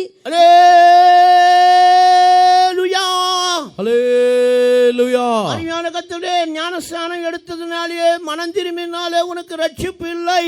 நீ வாங்குதெல்லாம் திருப்பி கொடுக்கும் போதுதான் உனக்கு ரட்சிப்பு. ప్రియమైన దేవుని జనమా, నీవు బాప్తీసము తీసుకున్నందున, మారు మనసు పొందినందున నీకు రక్షణ లేదు. నీవు తీసుకున్న అన్యాయముగా తీసుకున్న వాటిని తిరిగి ఇస్తేనే నీకు రక్షణ. ஆண்டவர் அந்த வீட்டுக்கு போனார். యేసు ప్రభు ఆ ఇంటికి వెళ్ళాను. எந்த சுவிசேஷத்தை சொல்லவில்லை, ఏ స్వార్థని చెప్పలేదు, எந்த விதமான வார்த்தை பேசவில்லை, ఏ విధమైన మాటని మాట్లాడలేదు. இந்த ஜக்கையை என்ன சொல்லுகிறான்? ఈ జక్కయ్య ఏమని చెప్పుచున్నాడు? ஆண்டவரின் பெயரை சொன்னாரே, ప్రభు నా పేరుని చెప్పి ఉన్నారు కదా, யார் என்பதை அறிந்தாரே, నేను ఎవరని ఆయన తెలుసుకొని ఉన్నారు కదా, பேர் சொல்லி அழைத்தாரே, నన్ను పేరు పెట్టి పిలిచి ఉన్నారు కదా, என்னுடைய జీవితం என்ன என்று தெரியாதா? నా జీవితం ఆయనకు తెలియదా? உடனே அவன் சொல்லுகிறான், వెంటనే అతడు చెప్పుచున్నాడు, ஆஸ்தியிலே பாதி கொடுக்கிறேன், నా ఆస్తిలో సగభాగమని తిరిగి ఇస్తాను. அநியாயமாய் ஏதாவது வாங்கினால் திருப்பி கொடுக்கிறேன். అన్యాయముగా తీసుకున్న వాటిని 4 రెట్లుగా తిరిగిస్తాను. ₹1 வாங்கினா ₹5 கொடுக்கணும், 4 சேர்த்து கொடுக்க வேண்டும். రూపాయి తీసుకుంటే 5 రూపాయి ఇవ్వాలి, 4 రెట్లుగా తిరిగి ఇవ్వాలి. அருமையான கதிரே, ప్రియమైన దేవుని జనమా, அருமையான சகோதரனே, ప్రియమైన సహోదరుడా, நான் மனம் திரும்பினேன் என்று சொல்லிக் கொண்டிருக்கிறாயே. నేను మారు మనసు పొంది ఉన్నాను నీవు చెప్పుచున్నావు కదా. நீ அநியாயமாய் வாங்க திருப்பி கொடுத்தீர்களா? అన్యాయముగా తీసుకున్న వాటిని తిరిగి ఇచ్చి ఉన్నారా? యేసు என்ன சொன்னா? యేసు ఏమని చెప్పి ఉన్నారు? இந்த வீட்டுக்கு ரட்சிப்பு வந்தது, నేడు ఈ ఇంటికి రక్షణ వచ్చి ఉన్నది. యేసు வந்ததனால அல்ல, యేసు ప్రభు వచ్చారు కాబట్టి కాదు. యేసు அவன் தன் பாவங்களை அறிக்கை செய்ததனாலே, యేసు యొద్ద అతని యొక్క పాపములను ఒప్పుకోలు చేసినందున, நீங்களும் போய் வீட்டிலே அநியாயமாய் இருக்கிறதெல்லாம் திருப்பி கொடுங்கள். మీరు కూడా మీ ఇంటికి వెళ్ళి అన్యాయముగా తీసుకున్న వాటిని తిరిగి ఇవ్వండి. హల్లెలూయా, హల్లెలూయా, హల్లెలూయా, హల్లెలూయా. நம்முடைய ஆண்டவராகிய இயேசு கிறிஸ்து இன்றைக்கு இந்த துணி பட்டணத்திலே உன்னோடு பேசிக் கொண்டிருக்கிறார். మన యొక్క ప్రభు అయిన యేసుక్రీస్తు ఈ తుని పట్టణములో నీతో మాట్లాడుచున్నారు. நீ மனம் திரும்ப வேண்டாம், నీవు మారు మనసు పొందవలను, நீ அறிக்கையிட்டு ஞானஸ்நானப்பட வேண்டாம். నీ ఒప్పుకోలు చేసి బాప్తిసము తీసుకోవాలి. ஜலத்தினாலும் ஆவினாலும் பெறாவிட்டால் தேவனுடைய ராஜ்யத்தில் பிரவேசிக்க மாட்டான். ఒకడు నీటి చేతను ఆత్మ చేతను జన్మించబడకపోతే దేవుని రాజ్యములో ప్రవేశించలేడు. அறிக்கையிலே பலவிதமான அறிக்கைகள் உண்டு. ఒప్పుకోలు చేయటములో అనేక విధములైన ఒప్పుకోలు ఉన్నాయి. மத்தேயு சுவிசேஷம் 3வது அதிகாரம் 6வது வசனம் படிக்கும்போது, మత్తయి సువార్త 3వ అధ్యాయము 6వ వాక్యములో, படியுங்கள். తమ పాపములు ఒప్పుకొనుచు యోర్దాను నదిలో అతని చేత బాప్తిస్మము పొందుచుండిరి. అతడి పరిశీలలోను సద్దూకయ్యులలోను అనేకులు బాప్తిస్మం పొందవచ్చుట చూచి, సర్ప సంతానమా, రాబోవు ఉగ్రతను తప్పించుకున్నటకు మీకు బుద్ధి చెప్పిన వాడు ఎవడు? మారు మనసుకు తగిన ఫలము ఫలించుడి. இங்கே பார்க்கிறோம், அறிக்கையிட்டு ஞானஸ்நானம் பெற்றார்கள். వారు తమ యొక్క పాపములను ఒప్పుకొని బాప్తిసము తీసుకొని வருகிறார்கள். ஞானஸ்நானம் கொடுங்கள் என்று சொல்வார்கள், தங்களை அறிக்கை செய்ய மாட்டார்கள். కొందరు వచ్చి బాప్తిసం ఇవ్వండి అని అడుగుతారు కానీ ఒప్పుకోలు చేయరు. கடைசியாக அவர்கள் விட்ட பாவத்தை மறுபடியும் செய்கிறார்கள். చివరిలో వారు వదిలివేసిన పాపములని మరలా చేయుచున్నారు. 4 విధమైన அறிக்கைகள் உண்டு. 4 విధములైన ఒప్పుకోళ్ళు ఉన్నాయి. ஒன்று தேவனிடத்தில் அறிக்கை செய்ய வேண்டாம், ఒకటి దేవుని యొద్ద ఒప్పుకోలు చేయవలను, இரண்டாவது பரிசுத்தவான்களிடத்தில் அறிக்கை செய்ய வேண்டாம், రెండవది పరిశుద్ధుల యొద్ద ఒప్పుకోలు చేయవలను, மூன்றாவது சபையில அறிக்கை செய்ய வேண்டாம், మూడవది సంఘములో ఒప్పుకోలు చేయవలను, நான்காவது ஒருவருக்கு அறிக்கை செய்ய வேண்டாம், నాలుగవదిగా ఒకరితో ఒకరు ఒప్పుకోలు చేయవలను. தேவனிடத்தில் அறிக்கை பண்ணுவது சங்கீதம் 32:5 படிக்கிறோம். దేవుని యొద్ద ఒప్పుకోలు చేయటము కీర్తనలు 32:5లో చదువుతున్నాం. பரிசுத்தவான்களிடத்தில் ఒప్పుకోలు செய்வது, அறிக்கை செய்வது, పరిశుద్ధుల యొద్ద ఒప్పుకోలు చేయటమని மத்தேயு சுவிசேஷம் 3வது அதிகாரம் 5-6 படிக்கிறோம். మత్తయి సువార్త 3వ అధ్యాయము 5-6 వాక్యముల్లో చదువుతున్నాం. அறிக்கை பண்ண வேண்டும் என்றால் సంఘములో ఒప్పుకోలు చేయాలంటే 2வது அதிகாரம் 12வது வசனம் படிக்கிறோம். హెబ్రీయులు 2వ అధ్యాయము 12వ వాక్యము. அருமையான கர்த்தர்களே, ప్రియమైన దేవుని జనమా, ஒருவருக்கு அறிக்கை பண்ண வேண்டாம். ఒకరితో ఒకరు ఒప్పుకోలు చేయవలను. யாக்கோபு 5வது அதிகாரம் 16வது வசனம். యాకోబు 5వ అధ్యాయము 16వ వాక్యము. சிலருக்கு தெரிய மாட்டேங்குது. ఈ రోజు చాలా మందికి తెలియటం లేదు. தேவனிடத்தில் அறிக்கை பண்றதை சபையிலே எழுந்து அறிக்கை பண்ணுகிறார்கள். దేవుని యొద్ద ఒప్పుకోలు చేయవలసిన వాటిని సంఘములో లేచి ఒప్పుకోలు చేయుచున్నారు. ஆத்துமாக்கள் பார்க்கிறார்கள், இவ்வளவு பெரிய பாவம் செய்த மனுஷன் இப்படியா இருக்கிறானே இவன் என்று சொல்வார்கள். క్రొత్త ఆత్మలు చూసి ఇంత గొప్ప పాపము చేసిన వ్యక్తి ఇలా ఉన్నాడని వారు చూస్తారు. அதனால நாம் என்ன செய்ய வேண்டும்? అందు నిమిత్తం మనం ఏమి చేయవలను? அறிக்கை பண்ணும்போது தேவனிடத்திலும் பரிசுத்தமானவரிடத்திலும் சபையிலும் ஒருவருக்கு அறிக்கை பண்ண வேண்டாம். ఒప్పుకోలు చేసినప్పుడు దేవుని యొద్ద పరిశుద్ధుల యొద్ద సంఘములో ఒకరితో ఒకరు ఒప్పుకోలు చేయాలి. பரிசுத்தமானவரிடத்தில் கூட அறிக்கை பண்ண வேண்டாம். సంఘములో పరిశుద్ధుల యొద్ద ఒప్పుకోలు చేయాలి. என்ன சொல்வார்கள், இவர்கள் யார் தெய்வமா, இவர்கள் மன்னிக்கிறார்களா என்று கேட்காதீர்கள். பரிசுத்தவானுக்கு தேவன் ஒரு வரம் கொடுத்திருக்க, தேவன் ஒரு அதிகாரம் கொடுத்தால் அவர்கள் மன்னிக்கிறது உனக்கு மன்னிக்கப்படும். కొందరు అడుగుతారు, వీరేం దేవుళ్ళ వీరు అని అడుగుతారు. కానీ పరిశుద్ధులకు దేవుడు ఒక అధికారం ఇచ్చి ఉన్నారు. వారు క్షమించినప్పుడు క్షమించబడుదురు. நீங்கள் எவர்களை மன்னிக்கிறீர்களோ அது மன்னிக்கப்படும். మీరు ఎవరిని క్షమించుదురో వారు క్షమించబడుదురు. அது இந்த வார்த்தை இயேசுதான் சொன்னார். ఈ మాటని యేసు ప్రభువే చెప్పి ఉన్నారు. அதனால்தான் பரிசுத்தமானது சில காரியங்களை சொல்ல வேண்டும். అందుకే పరిశుద్ధుల యొద్ద కొన్ని కార్యములను చెప్పవలను. సభையில சொல்ல வேண்டும், సంఘములో చెప్పవలను. ஒருவருக்கு சொல்ல வேண்டாம். ఒకరితో ఒకరు చెప్పవలను. சிலர் ஞானஸ்நானம் எடுக்கும்போது కొందరు బాప్తీసం తీసుకున్నప్పుడు సీక్రెటా పోయి யாருக்கும் தெரியாம ஞானஸ்நானம் எடுத்துட்டு வராங்க. రహస్యముగా వెళ్ళి ఎవరికి తెలియకుండా బాప్తీసం తీసుకుని அப்படி వస్తారు. செய்யக்கூடாது. అలాగ చేయకూడదు. அப்படி நீ யார் என்று யாருக்கு தெரியும்? నీవు ఎవరని ఎవరికి తెలుసు? அருமையான கதிரே, ప్రియమైన దేవుని జనమా, இந்த ஆட்டு இந்த ஆடுகளை அறுக்கிறதான அந்த கடையை பார்க்கும்போது, ఈ గొర్రెల్ని కోయించిన దుకాణంని చూసినప్పుడు அந்த கடைசியில் ஒரு வால் வச்சிருப்பான். ఆ దుకాణంలో తోక ఉంటుంది. எல்லாத்தையும் தோலை உரிச்சின பிறப்பு అన్ని చర్మం ఒలిసిన తర్వాత பின்னால ஒரு தோக்க அந்த வால் இருக்கும். తోక మాత్రం ఉంటుంది. அதை பார்த்து தான் என்ன செய்வார்? இது என்னது அதுன்னு சொல்லி வாங்குவார்கள். ఆ దాన్ని చూసి ఇది ఆ మేక గొర్రె అని చూసి కొంటారు. அருமையான கதிரே, ప్రియమైన దేవుని జనమా, ஆண்டவர் உன்னை பரிசுத்தவான்களும் உன்னை அடையாளம் கண்டுபிடிக்க வேண்டாம். పరిశుద్ధులు కూడా నిన్ను గుర్తించాలి. ஏன் தெரிஞ்சு கொள்ள வேண்டாம்? ఎందుకు తెలుసుకోవాలి? அப்பதான் அவங்களுக்கு சொல்லிக்கொண்டே இருப்பார்கள். అప్పుడే నీకు చెప్తా ఉంటారు, நீ இப்படி இருக்க வேண்டாம், నీవు ఇలా ఉండాలి, விட்டதை திரும்பி எட்டி பார்க்க கூடாது, వదిలివేసినది తిరిగి నీ దగ్గరికి రాకూడదు. அதுக்காக தான் சில சபையில பரிசுத்தவான்கள் சொல்ல வேண்டாம். అందుకే కొన్ని కార్యములు నీ పరిశుద్ధులకు చెప్పాలి. மன்னிக்கப்படும் போது, క్షమించబడినప్పుడు அது விசுவாசம் எப்படி உண்டாகிறது? విశ్వాసం ఎలా కలుగుతున్నది? மன்னிப்பு பாவம் மன்னிப்புக்கென்று எடுக்கப்பட வேண்டாம். పాప క్షమాపణ కొరకు తీసుకొనవలెను. மன்னிப்பு 7 விதத்தில் நமக்கு கிடைக்கிறது. క్షమాపణ 7 విధములుగా దొరుకుతుంది. பாவ மன்னிப்பை குறித்து 7 விதத்தில் கர்த்தர் பேசுகிறார். పాప క్షమాపణ గురించి 7 విధములుగా దేవుడు మాట్లాడుతున్నాడు. வசனத்தில் பேசுகிறார், ఒకటి వాక్యము ద్వారా మాట్లాడుతున్నాడు, இரண்டாவது தரிசனத்தில் பேசுகிறார், రెండవదిగా దర్శనము ద్వారా మాట్లాడుతున్నాడు, மூன்றாவது சொப்பனத்தில் பேசுகிறார், మూడవదిగా కళల ద్వారా మాట్లాడుతున్నారు, நான்காவது தூதுகளின் மூலமா பேசுகிறார், నాలుగవదిగా వర్తమానముల ద్వారా మాట్లాడుతున్నారు, ஐந்தாவது தேவ சத்தத்தை கேட்கிறோம், ఐదవదిగా దేవుని స్వరముని వినుచున్నాం, தீர்க்க தரிசனம் மூலமா பேசுகிறார், ప్రవచనముల ద్వారా మాట్లాడుతున్నారు, விசுவாசத்தினாலே பாவங்கள் மன்னிக்கப்படுகிறது, విశ్వాసము ద్వారా పాపములు క్షమించబడుచున్నది. நம்முடைய జీవితంలో பாவம் மன்னிப்பு உண்டாகிறது. ఈ విధముగానే పాప క్షమాపణ మనకి జీవితంలో కలుగుతున్నది. யார் ஞானஸ்நானம் எடுக்க வேண்டாம்? అలాగైతే ఎవరు బాప్తీసము తీసుకోవాలి? பாவங்களை அறிக்கை செய்து ஞானஸ்நானம் எடுக்க வேண்டாம். పాపములని ఒప్పుకొని బాప్తీసము తీసుకోవాలి. ప్రియమైన దేవుని జనమా, சிலர் ஞானஸ்நானம் என்றால் என்ன? కొందరికి బాప్తీసం అంటే ఏమిటి? சின்ன வயசுலேயே எங்களை ஆலயத்துக்கு கொண்டு போய் அங்கே பாதிரியார் எங்களுக்கு தண்ணி தெளித்து ஞானஸ்நானம் கொடுத்துட்டார். చిన్న వయసులోనే మమ్మల్ని గుడికి తీసుకుని వెళ్ళి అక్కడ ఉన్న ఫాదర్ చిలకరించి నీళ్లతో చిలకరించి మాకు బాప్తీసం ఇచ్చారు. அந்த ஞானஸ்நானம் செல்லாது.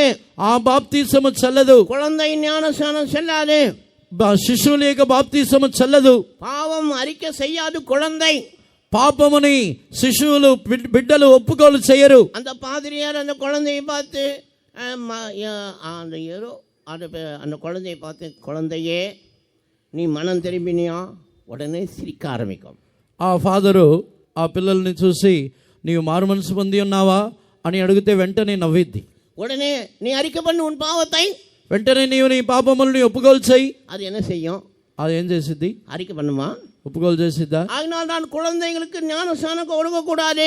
అందుకే పిల్లలకి బాప్తీసముని ఇవ్వకూడదు. குழந்தையில நீ யாராவது ஞானஸ்நானம் எடுத்தினால் மறுபடியும் நீ முழுகி ஞானஸ்நானம் எடுக்க வேண்டாம். చిన్న పిల్లల్లో మీరు బాప్తీసము తీసుకున్నట్లయితే మరలా మీరు ముంచబడి బాప్తీసము తీసుకోవాలి. பரிசுத்தாவி பெற வேண்டும் என்றால், పరిశుద్ధాత్మ పొందుకొనవలనంటే நீ உன் பாவங்களை அறிக்கை செய்து ஞானஸ்நானம் பெற வேண்டும். నీ పాపములని నీవు ఒప్పుకొని బాప్తీసము తీసుకోవాలి. அதுதான் ஆண்டவர் என்ன சொல்றார்? అందుకే దేవుడు ఏమని చెప్పుచున్నారు? மத்தேயு சுவிசேஷத்தில் யோவான் ஸ்நானகன் என்ன சொல்கிறார்? మత్తయి సువార్తలో యోహాను బాప్తీసం ఇచ్చే యోహాను ఏమని చెప్పుచున్నాడు? ఓ సర్ప సంతానమా, రాబోయే ఉగ్రతకి నీకు బుద్ధి చెప్పినవాడు ఎవరు? సర్ప సంతానమా, రాబోయే ఉగ్రతకు నీకు బుద్ధి చెప్పిన వాడు ఎవడు? அருமையானவர்களே, வரப்போறதான பெரிய நியாய தீர்ப்புக்கு ஞானஸ்நானம் எடுக்க வேண்டும். ప్రియమైన దేవుని జనమా, రాబోతున్న తీర్పుకు మనం బాప్తీసము తీసుకోవాలి. கேட்கிறார்கள், కొందరు అడుగుతున్నారు, கள்ள இயேசுவோடு தொங்கினதான அந்த கள்ளன் எப்பயாவது கோயிலுக்கு போனானா? యేసు ప్రభుతో సిలువేయబడి నా దొంగ ఎప్పుడైనా చర్చికి వెళ్ళాడా? காணிக்கை கொடுத்தானா? కానుకలు ఇచ్చాడా? தசம்பாவம் கொடுத்தானா? దశంభావం ఇచ్చాడా? இன்னைக்கு நான் சாட்சி சொன்னானா? ఏదైనా సాక్ష్యం చెప్పాడా? அவனுக்கு பரலோகம் கொடுத்தாரு ஆண்டவரே, అతనికి పరలోకం ఇచ్చారు కదా దేవుడు, இன்னைக்கு எனக்கு கொடுக்க மாட்டாரா? నాకు ఇవ్వరా? அவனுக்கு சமயம் இல்லை, கொடுத்தாரு. உனக்கு சமயம் இருக்குதே. అతనికి సమయం లేదు కాబట్టి ఇచ్చారు, నీకు సమయం ఉంది కదా. இன்றைக்கு அநேகர் என்னென்ன சொல்லுகிறார்கள்? ఈ రోజు అనేక ఏమని చెప్తున్నారు? ஞானஸ்தான సత్యத்தை తల్లి పోட்டு கொண்டே இருக்கிறார்கள். బాప్తీస సత్యమని త్రోసివేయుచున్నారు. நீ மனம் திரும்பி ஞானஸ்தானம் எடுக்க வேண்டாம். నీవు మారు మనసు పొంది బాప్తీసము తీసుకోవాలి. நீ மனம் திரும்ப வேண்டாம். నువ్వు మారు మనసు పొందాలి. நீ அப்போஸ்தலர் கையில ஞானஸ்தானம் எடுக்க வேண்டாம். అపోస్తలుల చేతిలో నీవు బాప్తీసము తీసుకోవాలి. ஞானஸ்தானம் எடுக்கிறார்கள். కొందరు బాప్తీసం తీసుకుంటున్నారు. ஞானஸ்தானம் எடுக்கிறார்கள். ఎందుకొరకు బాప్తీసం తీసుకుంటున్నారు? சொல்லுவாங்க, நீங்க ஞானஸ்தானம் எடுங்க, நீங்க ஞானஸ்தானம் எடுங்க, நீங்க ஞானஸ்தானம் எடுங்க சொல்லிக்கிட்டே இருப்பான். వారు భార్య చెప్తారు, మీరు బాప్తీసం తీసుకోండి, బాప్తీసం తీసుకోండి అని చెప్తానే ఉంటారు. உடனே என்ன செய்வாரு? వెంటనే ఏం చేస్తారు? ஏமாற்றத்துக்காக భార్యని మోసం చేయడానికి ஞானஸ்தானம் எடுக்க வருவார். వారు బాప్తీసం తీసుకోవడానికి వస్తారు. ஐயா, என்ன இன்னைக்கு நீ விசேஷமா வந்திருக்கிற, என்ன விஷயம்? అయ్యా, మీరు ఎందుకు ఈ రోజు విశేషంగా వచ్చారు ఏంటి? நான் ஞானஸ்தானம் எடுக்க வேண்டாம். నేను బాప్తీసం తీసుకోవాలి. எதுக்காக? ఎందుకొరకు? மனைவிக்காக ஞானஸ்தானம். భార్య కోసం బాప్తీసం తీసుకోవాలి. மனைவி ஏமாற்றத்துக்கு ஞானஸ்தானம். భార్యని మోసం చేయడానికి బాప్తీసం తీసుకోవాలి. என்ன சொல்வார்கள்? వారు ఏం చెప్తారు? எங்க வீட்டுக்காரர் ஞானஸ்தானம் எடுத்துட்டாருங்க, మా ఇంటి ఆయన బాప్తీసం తీసుకున్నారండి. அவரை பார்த்தா தான் தெரியும். వారిని చూస్తేనే తెలిసింది. அருமையான கர்த்தர்களே, ప్రియమైన దేవుని జనమా, ஒரு நாள் ஒரு என்ன கேட்டார். ఒక వ్యక్తి వచ్చి నన్ను అడిగాడు, நல்ல போராட்டத்தை போராடினார், ஓட்டத்தை ஓடி முடித்தார் என்று நீங்கள் வசனம் ஓட்டுறீங்களே, அந்த செத்த சமாதி அந்த பெட்டி மேலே சொன்னார். మీరు చనిపోయిన తర్వాత ఆ బాక్స్ మీద మంచి పోరాటమని పోరాడుతుని నా పరుగుని తుదముట్టించుతుని అని మీరు వాక్యం అంటిస్తున్నారు కదా అని అడిగారు. அவர் நல்ல போராட்டம் போராடினாரா? ఆయన మంచి పోరాటంని పోరాడా? எப்போ பார்த்தாலும் சண்டை போட்டுட்டு இருந்தாரு. ఎప్పుడు చూసినా గొడవ పడుతూనే ఉన్నాడు కదా. அப்படிப்பட்டவனுக்கு நீங்க என்ன ஒட்டுறீங்க? అటువంటి వానికి మీరేంటి వాక్యం అంటిస్తున్నారు? அருமையான கர்த்தர்களே, ప్రియమైన దేవుని జనమా, அதனால்தான் ஊழியக்கார கேட்டு வசனங்களை ஒட்டுங்க. అందుకే సేవకుల్ని అడిగి వాక్యముల్ని అంటించండి. சில நேரங்கள்ல కొన్ని సందర్భాల్లో நீங்க ஞானஸ்தானம் எடுக்காத உங்க வீட்டுக்கு போய் ரட்சிக்கப்படாத புருஷனுக்கு நீங்க போய் அடக்கம் பண்றீங்களான்னு கேட்கறாங்க. మీరు బాప్తీసము తీసుకొనని రక్షణ పొందని భర్తని మీరు పాతి పెడతారని అడుగుతున్నారు. ஏன் ஞானஸ்தானம் எடுக்கும்? ஏன் நாங்கள் அடக்கம் பண்ண வேண்டாம்? ఎందుకు మేము భూస్థాపన చేయాలి? அவர் பிள்ளைகள் ரட்சிக்கப்பட்டிருக்கிறார்கள், వారు పిల్లలు రక్షణ పొంది ఉన్నారు, மனைவி ரட்சிக்கப்பட்டிருக்கிறார்கள், భార్య రక్షణ పొంది ఉన్నది, அவர் சபைக்கு வருகிறார்கள், వారు సంఘమునకు వచ్చుచున్నారు. அதனால அவர் எங்கே போவார்கள்? అందుకే వారు ఎక్కడికి వెళ్తారు? அதனால தான் நாங்கள் அவருடைய குடும்பத்தின் ஆறுதலுக்காக போய் அந்த மனுஷனை அடக்கம் பண்ணுகிறோம். వారి యొక్క కుటుంబం యొక్క ఆదరణ కొరకు మేము వెళ్ళి వారిని భూస్థాపన చేయించున్నాం. ஆனாதான் பெட்டியில அப்படிப்பட்ட வாசனங்களை எழுதாதீங்க. అందుకే పెట్టెలో అటువంటి వాక్యములని రాయొద్దు. ஊழியக்கார கேளுங்க, సేవకుల్ని అడగండి. சிலர் தெரியாம ஒட்டி எழுதி வச்சிருவாங்க. நாங்க போத்துக்கள் முடிச்சிரு எல்லாத்தையும் வச்சிருப்பாங்க. కొంతమంది తెలియకుండా రాసి పెట్టేస్తారు. அறிவான கர்த்தரே, ప్రియమైన దేవుని జనమా, நான் என்ன சொல்லுகிறேன்? నేనేమని చెప్పుచున్నాను? ஞானஸ்தானம் என்பதே బాప్తీసం అంటే குழந்தைகளின் ஞானஸ்தானம் செல்லான். శిశువుల యొక్క బాప్తీసము చెల్లదు. சிலர் ஞானஸ்தானம் எடுக்கிறார்கள். కొందరు బాప్తీసం తీసుకుంటున్నారు. எதுக்காக ஞானஸ்தானம் எடுக்கிறார்கள்? ఎందుకొరకు బాప్తీసం తీసుకుంటున్నారు? மனம் திரும்பி ஞானஸ்தானம் எடுக்க மாட்டார்கள். మారు మనసు పొంది బాప్తీసం తీసుకోవటం లేదు. மாமனார் சபையில பெரிய பாஸ்டர், వారి యొక్క మామగారు సంఘములో పెద్ద పాస్టర్. அவருடைய சொல்லுவார், நான் కూతురు ఉంది పెళ్లి చేసుకో, నీకు బాప్టిజం నేనే ఇస్తాను, నేనే పెళ్లి చేస్తాను. అప్పుడు ఉடனே ఇవర్ పోవార్, మామనారే జ్ఞానస్నానం கொடுப்பார், మామనారే పొన్ను கொடுப்பார், మామనారే కళ్యాణం பண்ணி வைப்பார். మా కూతురుని నీకు ఇస్తాను, నువ్వు బాప్తీసం తీసుకో. అప్పుడు ఈయన వెళ్తాడు, మామగారే బాప్తీసం ఇస్తాడు, మామగారే పెళ్లి చేసి ఇస్తాడు, మామగారే కూతుర్ని కూడా ఇస్తారు, మామగారే కూతుర్ని కూడా ఇస్తాడు. அந்த ஞானஸ்நானம் செல்லுமா? ఆ బాప్తీసము చెల్లుతుందా? அந்த ஞானஸ்நானத்தை அறிக்கை இருக்கிறதா? ఆ బాప్తీసములో ఒప్పుకోలు ఉన్నదా? அவர் பாவத்தை மன்னித்த நிச்சயம் இருக்கிறதா? పాపముని క్షమించి ఉన్నారని నిశ్చయిత ఉన్నదా? ఆయన కళ్యాణ జ్ఞానస్నానం செல்லாது. అందుకే పెళ్లి బాప్తీసము చెల్లదు. హల్లెలూయా, హల్లెలూయా. ஒருவன் எப்படி ஞானஸ்நானம் பெற வேண்டும்? ఒకడు ఏ విధముగా బాప్తీసము తీసుకొనవలెను? పితా కుమారన్ పరిశుద్ధ ఆవి నామమునాలే జ్ఞానస్నానం పెற வேண்டும். తండ్రి కుమార పరిశుద్ధాత్మ నామములో బాప్తీసము తీసుకొనవలెను. మత్తయి సువిశేషం మత్తయి సువార్త 28వ అధికారం 28వ అధ్యాయము 18, 19, 20 படிப்போமாக. 18, 19, 20 వాక్యములని చదువుదాము. అయితే యేసు వారి యొద్దకు వచ్చి, పరలోకమందును భూమి మీదను నాకు సర్వాధికారం ఇవ్వబడి ఉన్నది, కాబట్టి మీరు వెళ్ళి సమస్త జనులను శిష్యులనుగా చేయుడి. తండ్రి యొక్కయు కుమారుని యొక్కయు పరిశుద్ధాత్మ యొక్కయు నామములోనికి వారికి బాప్తిస్మం ఇచ్చుచు నేను మీకు ఏ ఏ సంగతులను ఆజ్ఞాపించితినో వాటినన్నిటినీ గైకొనవలనని వారికి బోధించుడి. ఇదిగో నేను యుగ సమాప్తి వరకు సదాకాలము మీతో కూడా ఉన్నానని వారితో చెప్పెను. அருமையான கர்த்தர்களே, சீஷர்களுக்கு தேவன் சொல்லுகிறான், ప్రియమైన దేవుని జనమా, శిష్యులతో యేసు ప్రభు చెబుతున్నారు, அப்போஸ்தலருக்கு சொல்லுகிறார்கள். అపోస్తలులకు చెబుతున్నారు. அறிவான அந்த நாளில் அப்போஸ்தலர் இருந்தார்கள், இந்த நாளில் இல்லையே. ఆ రోజుల్లో అపోస్తలు ఉన్నారు, ఇప్పుడు లేరు కదా. எப்படி நாங்கள் போய் ஞானஸ்நானம் எடுப்பது? ఎలా వెళ్ళి మేము బాప్తిస్మం తీసుకోవాలి? அப்போஸ்தலர் எங்கே போய் தேடுவது? అపోస్తలుని ఎక్కడికి వెళ్ళి వెతకాలి? இன்றைக்கு ஒரு காலேஜ் ஆரம்பித்தார்கள். ఈరోజు ఒక కాలేజీని ప్రారంభించి ఉన్నారు. 100 வருஷத்துக்கு முன்னால பிரிட்டிஷ்காரன் காலேஜ் ஓபன் பண்ணி விட்டு போனான். ఒక 100 సంవత్సరములకు ముందుగా కాలేజీని ప్రారంభించి వెళ్ళి ఉన్నారు. ஆனால் காலேஜ் இருக்கிறது. ஆனால் காலேஜில் இருக்கிறதான எல்லா அந்த காலேஜ் லெக்சர்ஸ் எல்லாம் என்ன ஆயிட்டார்கள்? அவர்கள் போதித்து போதித்து அவர்கள் வயதான பிறகு ரிட்டையர்ட் ஆகி போயிட்டார்கள். ఆ కాలేజీ లెక్చరర్స్ అందరూ కూడా వారు పాఠం చెప్పి వయసు అయిపోయిన తర్వాత రిటైర్డ్ అయిపోయి వెళ్ళిపోయారు. ஆனால் இன்றைக்கும் காலேஜ் இருக்கிறது. కానీ ఇప్పుడు కూడా కాలేజ్ ఉంది. அந்த காலேஜ் நடக்கிறது. ఆ కాలేజ్ జరుగుతుంది. பிள்ளைகள் படிக்கிறார்கள். పిల్లలు చదువుతున్నారు. அதான் அது அர்த்தம். అదే దాని యొక్క అర్థం. சிலர் கேட்கிறாரு, அப்போஸ்தலர் இல்லையே.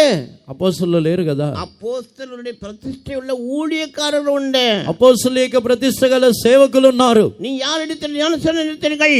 మీరు ఎవరి యొద్ద బాప్తిస్మం తీసుకొని ఉన్నారు? யார் அவர்கள்? ఎవరు వారు? அவர் என்ன சொன்னார்? ఆయన ఏమని చెప్పి ఉన్నారు? என்ன சொன்னார்? యేసు ఏమని చెప్పి ఉన్నారు? ஒருவன் என்னை பின்பற்ற வர கடவன் என்றால், ఒకడు నన్ను వెంబడించవలనంటే அவன் என்ன செய்ய வேண்டும்? అతడు ఏమి చేయవలను? லூக்கா சுவிசேஷம் 14வது அதிகாரம் 26வது வசனத்தை படிப்போம். లూకా సువార్త 14వ అధ్యాయము 26వ వాక్యముని చదవండి. ఎవడైనను నా యొద్దకు వచ్చి తన తండ్రిని తల్లిని భార్యను పిల్లలను అన్నదమ్ములను అక్క చెల్లెండ్రను తన ప్రాణమును సహా ద్వేషింపకుంటే వాడు నా శిష్యుడు కానేరడు. మరియు ఎవడైనను తన సిలువను మోసుకుని నన్ను వెంబడింపని ఎడల వాడు నా శిష్యుడు కానేరడు. మీలో ఎవడైనను ఒక గోపురము కట్ట కోరిన ఎడల போதும். இங்கே பார்க்கிறோம், இயேசு கிறிஸ்து சொல்லுகிறார். லூக்கா சுவிசேஷம் 14:26 படிக்கிறார். ఇక్కడ యేసు ప్రభు లూకా సువార్త 14వ అధ్యాయము 26వ వాక్యములో దానిని చదువుతున్నాం. சிலர் என்ன சொல்கிறார்கள்? కొందరు ఏమని చెబుతున్నారు? శిష్యుల ஊழியத்தில் பார்க்கும்போது శిష్యుల యొక్క సేవలో చూసినప్పుడు தகப்பனையும் தாயும் மனை பிள்ளையின் சகோதரி ஜீவனை வெறுக்க வேண்டும், வெறுத்தால் போதும், விட வேண்டாம் என்று சொல்கிறார்கள். తండ్రిని తల్లిని భార్యని పిల్లలని సహోదరుల్ని తన యొక్క ప్రాణముతో సహా ద్వేషిస్తే చాలు, వదిలివేయాల్సిన అవసరం లేదు. சிலர் தர்க்கம் பண்ணுகிறார்கள். కొందరు వాదించుతున్నారు. மத்தேயு சுவிசேஷம் 19வது அதிகாரம் 27 படியுங்கள். మత్తయి సువార్త 19వ అధ్యాయము 27వ వాక్యం. வெறுத்து விட்டா போதும், விட வேண்டாம், வெறுத்தா போதும், விட வேண்டாம். என்ன అర్థం? వెறுத்து మీరు ద్వేషిస్తే చాలు, దానిని వదిలేయవద్దు అంటున్నారు. పేతురు, ఇదిగో మేము సమస్తమును విడిచిపెట్టి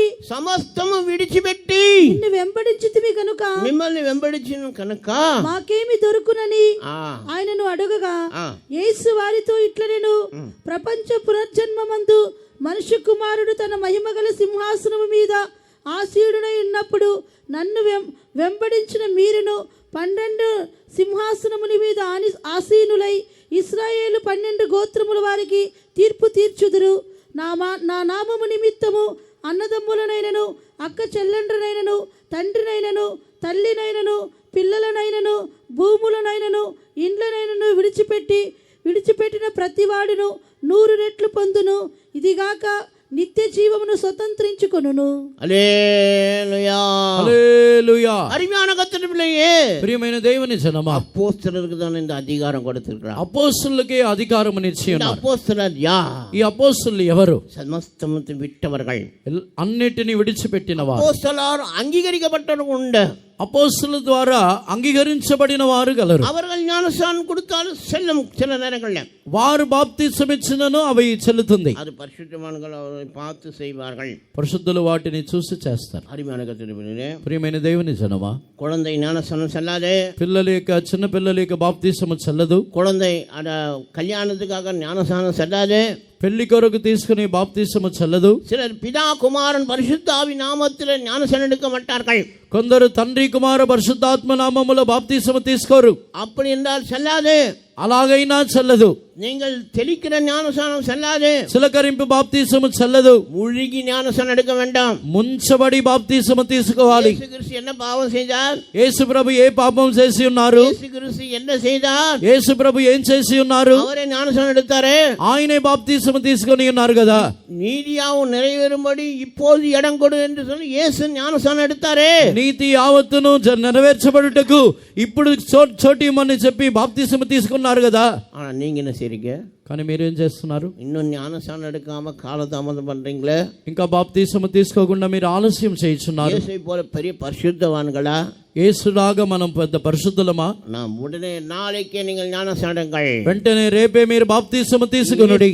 ஈஸ்டர் குட் ஃப்ரைடே அன்னைக்கு போய் ஞானஸ்நானம் எடுங்கள். ఈస్టర్ గుడ్ ఫ్రైడే రోజు వెళ్ళి బాప్తిసము తీసుకొనుడి. சபையில போய் ஞானஸ்நானம் எடுங்கள். మీ సంఘములో వెళ్ళి బాప్తిసము తీసుకొనుడి. அப்போஸ்தலர் கையில ஞானஸ்நானம் எடுங்கள். అపోస్తలుల చేతిలో బాప్తిసము తీసుకొనుడి. அருமையான கர்த்தருடைய ప్రియమైన దేవుని పిల్లలారా, பிதா குமாரன் பரிசுத்தாவி நாமத்தில் ஞானஸ்நானம் எடுக்க வேண்டாம். తండ్రి కుమార పరిశుద్ధాత్మ నామములో బాప్తిసము తీసుకోవాలి.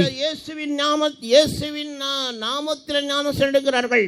కొందరు యేసు నామములో బాప్తిసము తీసుకుంటున్నారు. அதுவும் செல்லாது. అది కూడా అంగీకరించబడదు. அருமையான கர்த்தருடைய நாமத்தில் ஞானஸ்நானம் கொடுக்கும்படி கட்டளையிட்டார். படிங்கள் அப்போஸ்தலர் 10:48 படிப்போம். అపోస్తలుల కార్యము 10వ అధ్యాయము 48వ వాక్యం. యేసుక్రీస్తు నామమందు వారు బాప్తిసం పొందవలనని ఆజ్ఞాపించెను. తరువాత కొన్ని దినములు తమ యొద్ద ఉండమని వారు అతన్ని వేడుకొనిరి. பாருங்கள், பேதுரு கர்த்தருடைய நாமத்தில் ஞானஸ்நானம் கொடுக்க வேண்டும் என்று கட்டளையிட்டான். ప్రభు యొక్క నామములో బాప్తిసము ఇవ్వాలని ఆజ్ఞాపించి ఉన్నాడు. இதை நினைத்து என்ன சொல்றார்கள்? దీనిని పెట్టుకొని ఏం చేస్తున్నారు? இயேசு நாமத்தில் ஞானஸ்நானம் கொடுக்கணும்னு சொல்றாங்க. యేసు నామములో బాప్తిసము ఇవ్వాలని இல்ல, కాదు. பிதா குமாரன் பரிசுத்த ஆவி நாமத்தினால ஞானஸ்நானம் எடுக்க வேண்டாம். తండ్రి కుమార పరిశుద్ధాత్మ నామములో బాప్తిసము తీసుకోవాలి. மிகுதியான தண்ணீர் இடத்தில் ஞானஸ்நானம் எடுக்க வேண்டாம். విస్తారమైన జలముల యొద్దకు వెళ్ళి బాప్తిసము తీసుకోవాలి. அங்கே யோவான் 3வது அதிகாரம் 23வது வசனம் படிக்கும் போது, యోహాను 3వ అధ్యాయం 23వ వాక్యములో చదువుతున్నప్పుడు, సలీము దగ్గరనున్న ఐనోను అను స్థలమున నీళ్లు విస్తారముగా ఉండెను గనుక యోహాను కూడా అక్కడ బాప్తిసం ఇచ్చుచూ ఉండెను. இயேசு கிறிஸ்து கூட பாப்டிசம் எடுத்து கரையேறினார். యేసు ప్రభు కూడా బాప్తిసము తీసుకొని ఆయన బయటకు వచ్చాను. மத்தேயு சுவிசேஷம் 3வது அதிகாரம் 16வது வசனம். మత్తయి సువార్త 3వ అధ్యాయము 16వ వాక్యం.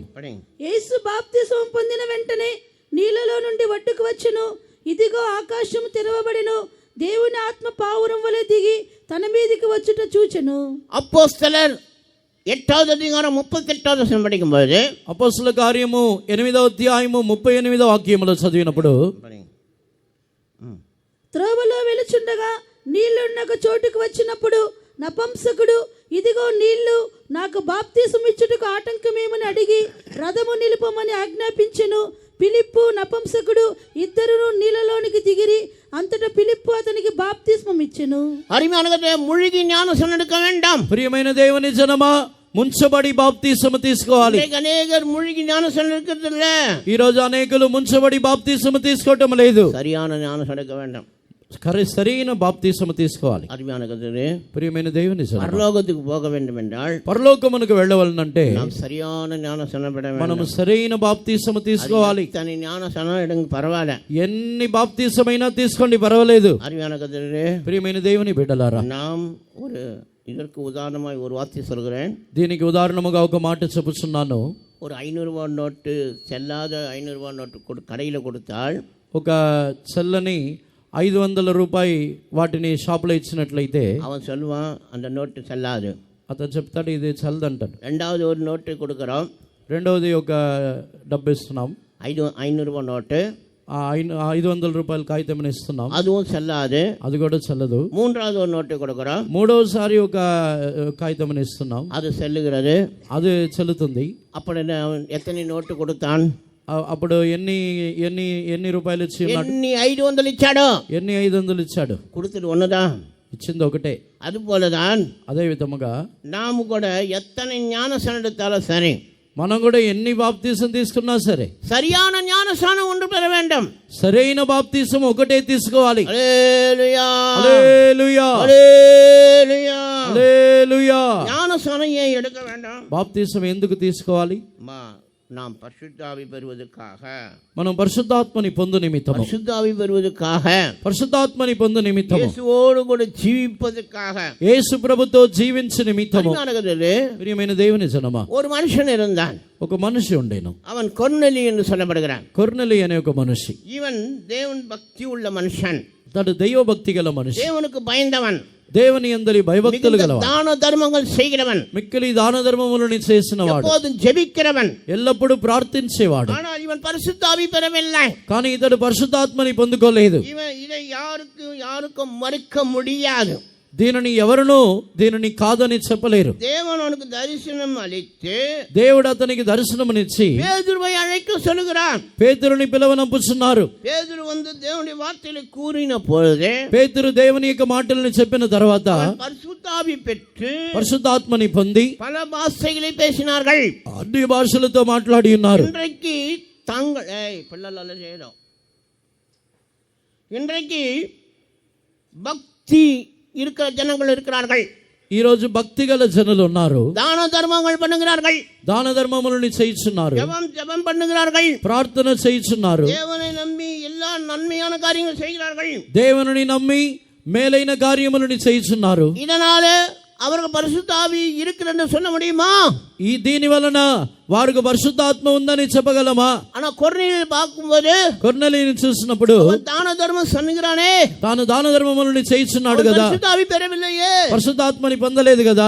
பேதுரு அந்த வீட்டுக்கு வரும்போது, పేతురు ఆ ఇంటికి వచ్చినప్పుడు அவன் தேவனுடைய வார்த்தைகளை கூறின பொழுது, అతడు దేవుని యొక్క మాటలను చెప్పినప్పుడు பல భాషகளை பேசினார். వారు అన్ని భాషలని మాట్లాడి హల్లెలూయా, హల్లెలూయా. వినండి ప్రియులారా, మా శుభవర్తమానమును వినండి ప్రియులారా, మా శుభవర్తమానమును, విడుదల మీకిచ్చును, ఇక మరణములో నుండి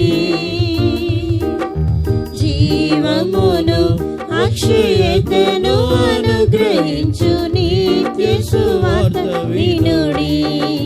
జీవమును అక్షయతను అనుగ్రహించు నిత్య సువార్త వినుడి. ఇప్పుడే అనుకూలమైన సమయం, ఇది రక్షణ సమయం. ఇప్పుడే అనుకూలమైన సమయం, ఇది రక్షణ సమయం. త్వరితముగా మీరు అంగీకరించుడి రక్షకుని. త్వరితముగా మీరు అంగీకరించుడి రక్షకుని. హల్లెలూయా. எபேசிலே சீஷர்கள் இருக்கும்போது, எபேசிலே சீஷர்கள் இருந்தார்கள், ఎబేసులో శిష్యులు ఉన్నారు. பரிசுத்த பவுல் எபேசுக்கு வந்தபோது, పరిశుద్ధుడైన పౌలు ఎబేసుకు వచ్చినప్పుడు அப்போலோ என்று சொல்லக்கூடிய ஒரு சீஷன் இருந்தான். అపోల్లో అనే ఒక శిష్యుడు ఉండేవాడు. நீங்கள் విశ్వాసిகளான போது பரிசுத்த ஆவி பெற்றீர்களா என்று கேட்டார். మీరు విశ్వసించినప్పుడు పరిశుద్ధాత్మని పొందితీరా అని అడిగినారు. அவர்கள் பரிசுத்த ஆவி உண்டு என்பது எங்களுக்கு தெரியாது. వారికి పరిశుద్ధాత్మ ఉందనే విషయమే వారికి తెలియదు. அந்த காலத்திலே அவர் எனவே பரிசுத்த பவுல் என்ன செய்கிறார்? అందుకే పరిశుద్ధుడైన పౌలు ఏమని చెప్పి ఉన్నాడు? సత్యం சொன்னபோது, సత్యమని ప్రకటించినప్పుడు అంగీకరించబడాத ముழுக்க ஞானஸ்நானத்தை பெற்றவர்கள் மறுபடியும் முழுக்க ஞானஸ்நானம் பெற்றார்கள். అంగీకరించబడని మున్సటి బాప్తీసమని తీసుకున్న వారు కూడా మరలా వారు ముంచబడి బాప్తీసమని அதனால்தான் తీసుకున్నారు. சரியான ஞானஸ்நானம் எடுக்க வேண்டாம். అందుకే సరైన బాప్తీసమని பிதா తీసుకోవాలి. குமாரன் பரிசுத்தாவினால ஞானஸ்நானம் கொடுக்க வேண்டாம். తండ్రి కుమార పరిశుద్ధాత్మ నామములో బాప్తీసం ఇవ్వవలను. இன்றைக்கு அநேகர் ஏமாந்து போறது எப்படின்னா, ఈ రోజు అనేకులు మోసపోయేది ఎలా అంటే பரிசுத்தாவி இருக்குதுன்னு சொல்லி ஏமாந்து போறாங்க. పరిశుద్ధాత్మ ఉందని మోసపోతున్నారు. அதாவது பரிசுத்தாவி எங்களோடு இருக்கிறார், உள்ளே வருவதற்கும் கூட இருப்பதற்கும் வித்தியாசம் உண்டு. ఆ పరిశుద్ధాత్మ దేవుడు మాతో ఉన్నారని చెప్పుచున్నారు. లోపలికి రావటానికిను తోడుగా ఉండటానికి వ్యత్యాసం ఉంది. சீஷர்கள் இயேசுவோடு ஊழியம் செய்தார்கள். శిష్యులు యేసు ప్రభుతో సేవ చేసి ఉన్నారు. பிசாசுகளை துரத்தினார்கள். దయ్యములని వెళ్ళగొట్టి ఉన్నారు. லூக்கா சுவிசேஷம் 10வது அதிகாரம் 20வது வசனத்தை பார்க்கிறோம். లూకా స్వార్త 10వ అధ్యాయం 20వ వాక్యములో చదువుచున్నాం. படியுங்கள். அப்ப பரிசுத்தாவி பெற்றார்களா? అప్పుడు వారు పరిశుద్ధాత్మని పొంది ఉన్నారా? படியுங்கள். అయినను దయ్యములు మీకు లోబడుచున్నవని సంతోషింపక మీ పేర్లు పరలోకమందు వ్రాయబడి ఉన్నవని సంతోషించుడని వారితో చెప్పెను. அப்படினால் பிசாசு துரத்தினார்கள், பரிசுத்தாவி பெற்றார்களா? இல்லை. వారు దయ్యములని వెళ్ళగొట్టి ఉన్నారు, వారు పరిశుద్ధాత్మని పొంది ఉన్నారా? అప్పుడు లేదు. இயேசுவின் நாமத்தினாலே பிசாசுகள் போகிறது. యేసు ప్రభు నామములో దయ్యములు పారిపోతున్నాయి. என்ன நினைக்கிறார்கள்? எங்களுடைய ஜபத்திலே நாங்கள் போத பிசாசு நாங்கள் பரிசுத்தாவி பெற்றோம்னு சொல்றாங்க. మా ప్రార్థన ద్వారా దయ్యములను వెళ్ళగొడితే వెళ్ళుచున్నది కాబట్టి మేము పరిశుద్ధాత్మని పొంది ఉన్నామని చెబుతున్నారు. இல்லை, కాదు. இயேசுவின் நாமத்தினாலே பிசாசுகள் வணங்குகிறாரு, பயப்படுகிறாரு. యేసు నామములో దయ్యములు వణుకుచున్నాయి. அதனாலதான் நாம் ஞானஸ்நானம், அதாவது பரிசுத்தாவி அந்நிய பாஷை அடையாளத்தோடு பெற வேண்டாம். పరిశుద్ధాత్మని అన్ని భాషల గుర్తుతో పొందుకునవలను. இன்றைக்கு அநேகர் எப்படி இருக்கிறார்கள்? ఈ రోజు అనేకులు ఏ విధముగా ఉన్నారు? அந்நிய பாஷை பேச மாட்டேன்றார்கள். అన్ని భాషలు మాట్లాడట్లేదు. அந்த பாஷை வேண்டாம், ఆ భాష వద్దు, அந்த பாஷை நாம ஏன் பேசணும்? ఆ భాషని మనం ఎందుకు మాట్లాడాలి? ஜனங்கள் எல்லாம் புதிய ஜனங்கள் இப்ப புது ஜெனரேஷன் வந்திருக்கிறாங்க. ఇప్పుడు క్రొత్త సంతతి వచ్చి ఉన్నది. பேட்டரி வண்டி மாதிரி சத்தம் இல்லாம வண்டி வந்துருச்சு. బ్యాటరీ బండి లాగా శబ్దమే లేని బండి இந்த వచ్చింది. பேட்டரியில வண்டி ஓடுது பாருங்க, இந்த பேட்டரி வண்டி. బ్యాటరీలో బండి పరిగెత్తించు చూడండి. டூ வீலர்லாம் இப்போ பேட்டரியில தயார் பண்றாங்க. టూ వీలర్ అంతా ఇప్పుడు బ్యాటరీతో తయారు அதுக்கு చేస్తారు. டீசல், அதுக்கு பெட்ரோல் வேண்டாம். దానికి పెట్రోల్ వద్దు. அந்த பேட்டரி வண்டி ஸ்டார்ட் பண்ணா கூட எந்த சத்தம் வராது. ఆ బ్యాటరీ బండిని స్టార్ట్ చేసిన తర్వాత కూడా సౌండ్ రాదు, அது சைலண்டா இருக்கும், సైలెంట్ గా ఉంటుంది. இன்றைக்கு அநேக விசுவாசிகள் அப்படிதான் மாறிட்டார்கள். ఈ రోజు అనేక విశ్వాసులు అలాగే ఉన్నారు. பேட்டரி வண்டியை போல மாறிட்டார்கள். బ్యాటరీ బండి లాగా మారిపోయారు. அந்நிய பாஷை பேசதில்லை. అన్ని భాషలు మాట్లాడట్లేదు. ஏசாயா 28வது அதிகாரம் 16வது வசனம் படிக்கும் பொழுது, యెషయా గ్రంథం 28వ అధ్యాయం 16వ వాక్యములో 11వ వాక్యములో చదవండి. నిజమే నిజమే, అలసిన వారికి నెమ్మది కలగజేయుడి, ఇదే నెమ్మది, ఇదే విశ్రాంతి అని చెప్పినవాడు నత్తివారి పెదవుల చేతను అన్య భాషలతోనూ ఈ జనులతో మాట్లాడుచున్నాడు. ఆయనను వారు విననొల్లరైరి, కావున వారు వెళ్ళి వెనుకకు తగ్గి విరుగబడి చిక్కుబడి పట్టుబడినట్లు ఆజ్ఞ వెంబడి ఆజ్ఞ இங்கே பார்க்கிறோம் அந்நிய பாஷை, அதாவது நத்திவாలు పెదవులతో பேசுறாரு. వారు నత్తి గల వారు పెదవులతో మాట్లాడుతున్నారు. பரியாச உதடுகளோடு பேசுகிறார். పర్యాస పెదవులతో మాట్లాడుతున్నారు. அறிவான அந்நிய பாஷை பேச வேண்டாம். వారు అన్ని భాషలు మాట్లాడాలి. சபையில் அந்நிய பாஷை பேச வேண்டாம். సంఘములో అన్ని భాషలు మాట్లాడాలి. தேவனோடு பேசுகிறான், దేవునితో మాట్లాడుతున్నాడు. பக்தி விருத்தி உண்டாக்கும்படி பேசுகிறான். క్షేమాభివృద్ధి కలుగు నిమిత్తం మాట్లాడుతున్నాడు. தேவன் மனிதனோடு பேசுகிறான். దేవుడు మనుషుడు దేవునితో మాట్లాడుతున్నాడు. இளைப்பாறுதலுக்காக பேச வேண்டும், విశ్రాంతి కొరకు మాట్లాడాలి. விசுவாசிகள் நவமான பாஷைகள் பேசுவார்கள். విశ్వాసులు అనేక విధములైన భాషలని మాట్లాడుతారు. சபையில பாஷைகளை ஏற்படுத்தினார். సంఘములో ఆయన అనేక భాషల్ని ఏర్పరిచి ఉన్నారు. தேவனோடு பேசுகிறான். 1 கொரிந்தியர் 14:2 படிப்போமாக. 1 కొరింథీయులు 14:2లో దేవునితో మాట్లాడుచున్నాడు. நீங்க வீட்டுல போய் எழுதிக்கொள்ளுங்க, வீட்டுல படிங்க. பக்தி விருத்தி உண்டாக பேசுகிறான். క్షేమాభివృద్ధి కలుగు నిమిత్తం మాట్లాడుచున్నాడు. 1 கொரிந்தியர் 14:4 படிக்கிறோம். 1 కొరింథీయులకు 14:4లో చదువుచున్నాడు. தேவன் மனிதனோடு பேசுகிறான். దేవుడు మనుషులతో మాట్లాడుచున్నాడు. ஏசாயா 28வது அதிகாரம் 11வது வசனம். యెషయా 28:11వ వాక్యం. இளைப்பாறுதலுக்காக பேசுகிறான். విశ్రాంతి కొరకు మాట్లాడుచున్నాడు. 28வது அதிகாரம் 11-12 படிக்கிறோம். 28వ అధ్యాయం 11-12 వాక్యములు. விசுவாசிகள் நவமான பாஷையில் பேசுவார்கள். பேசுவார்கள். విశ్వాసులు క్రొత్త భాషలని మాట్లాడుదురు. மார்க்கு சுவிசேஷம் 16:17 படிக்கிறோம். మార్కు స్వార్త 16:17 వాక్యం. சபையில பாஷையை ஏற்படுத்தினார். సంఘములో అనేక భాషలను ఏర్పరిచి 1 ఉన్నారు. கொரிந்தியர் 12:28 படிக்கிறோம். మొదటి కొరింథీయులకు 12:28లో இன்றைக்கு చదువుతున్నాం. அந்நிய பாஷை வேண்டாம் சொல்றார்கள். వీరు అన్య భాషలు వద్దని చెప్పి ఉన్నారు. ஆவி பெற்ற பின் ஆவி நிறைவானது வரும்போது குறைவானது ஒழிஞ்சு போகும் என்று சொல்லப்படுகிறது. పూర్ణమైనది వచ్చినప్పుడు పూర్ణము కానిది నిరర్థకమగును చెప్పబడుతున్నది. అన్య భాషయానాலும் ఒழிந்து పోగం என்று சொல்லுகிறார்களே. అన్య భాషలు కూడా అవి లేకుండా పోవునని చెప్పబడుతున్నది కదా. 1 కొరింథీయులు 13వ అధ్యాయం 8వ వచనం అడిపోమాగ. మొదటి కొరింథీయులు 13:8 వాక్యం. 1 కొరింథీయులు 13:8 படிங்க.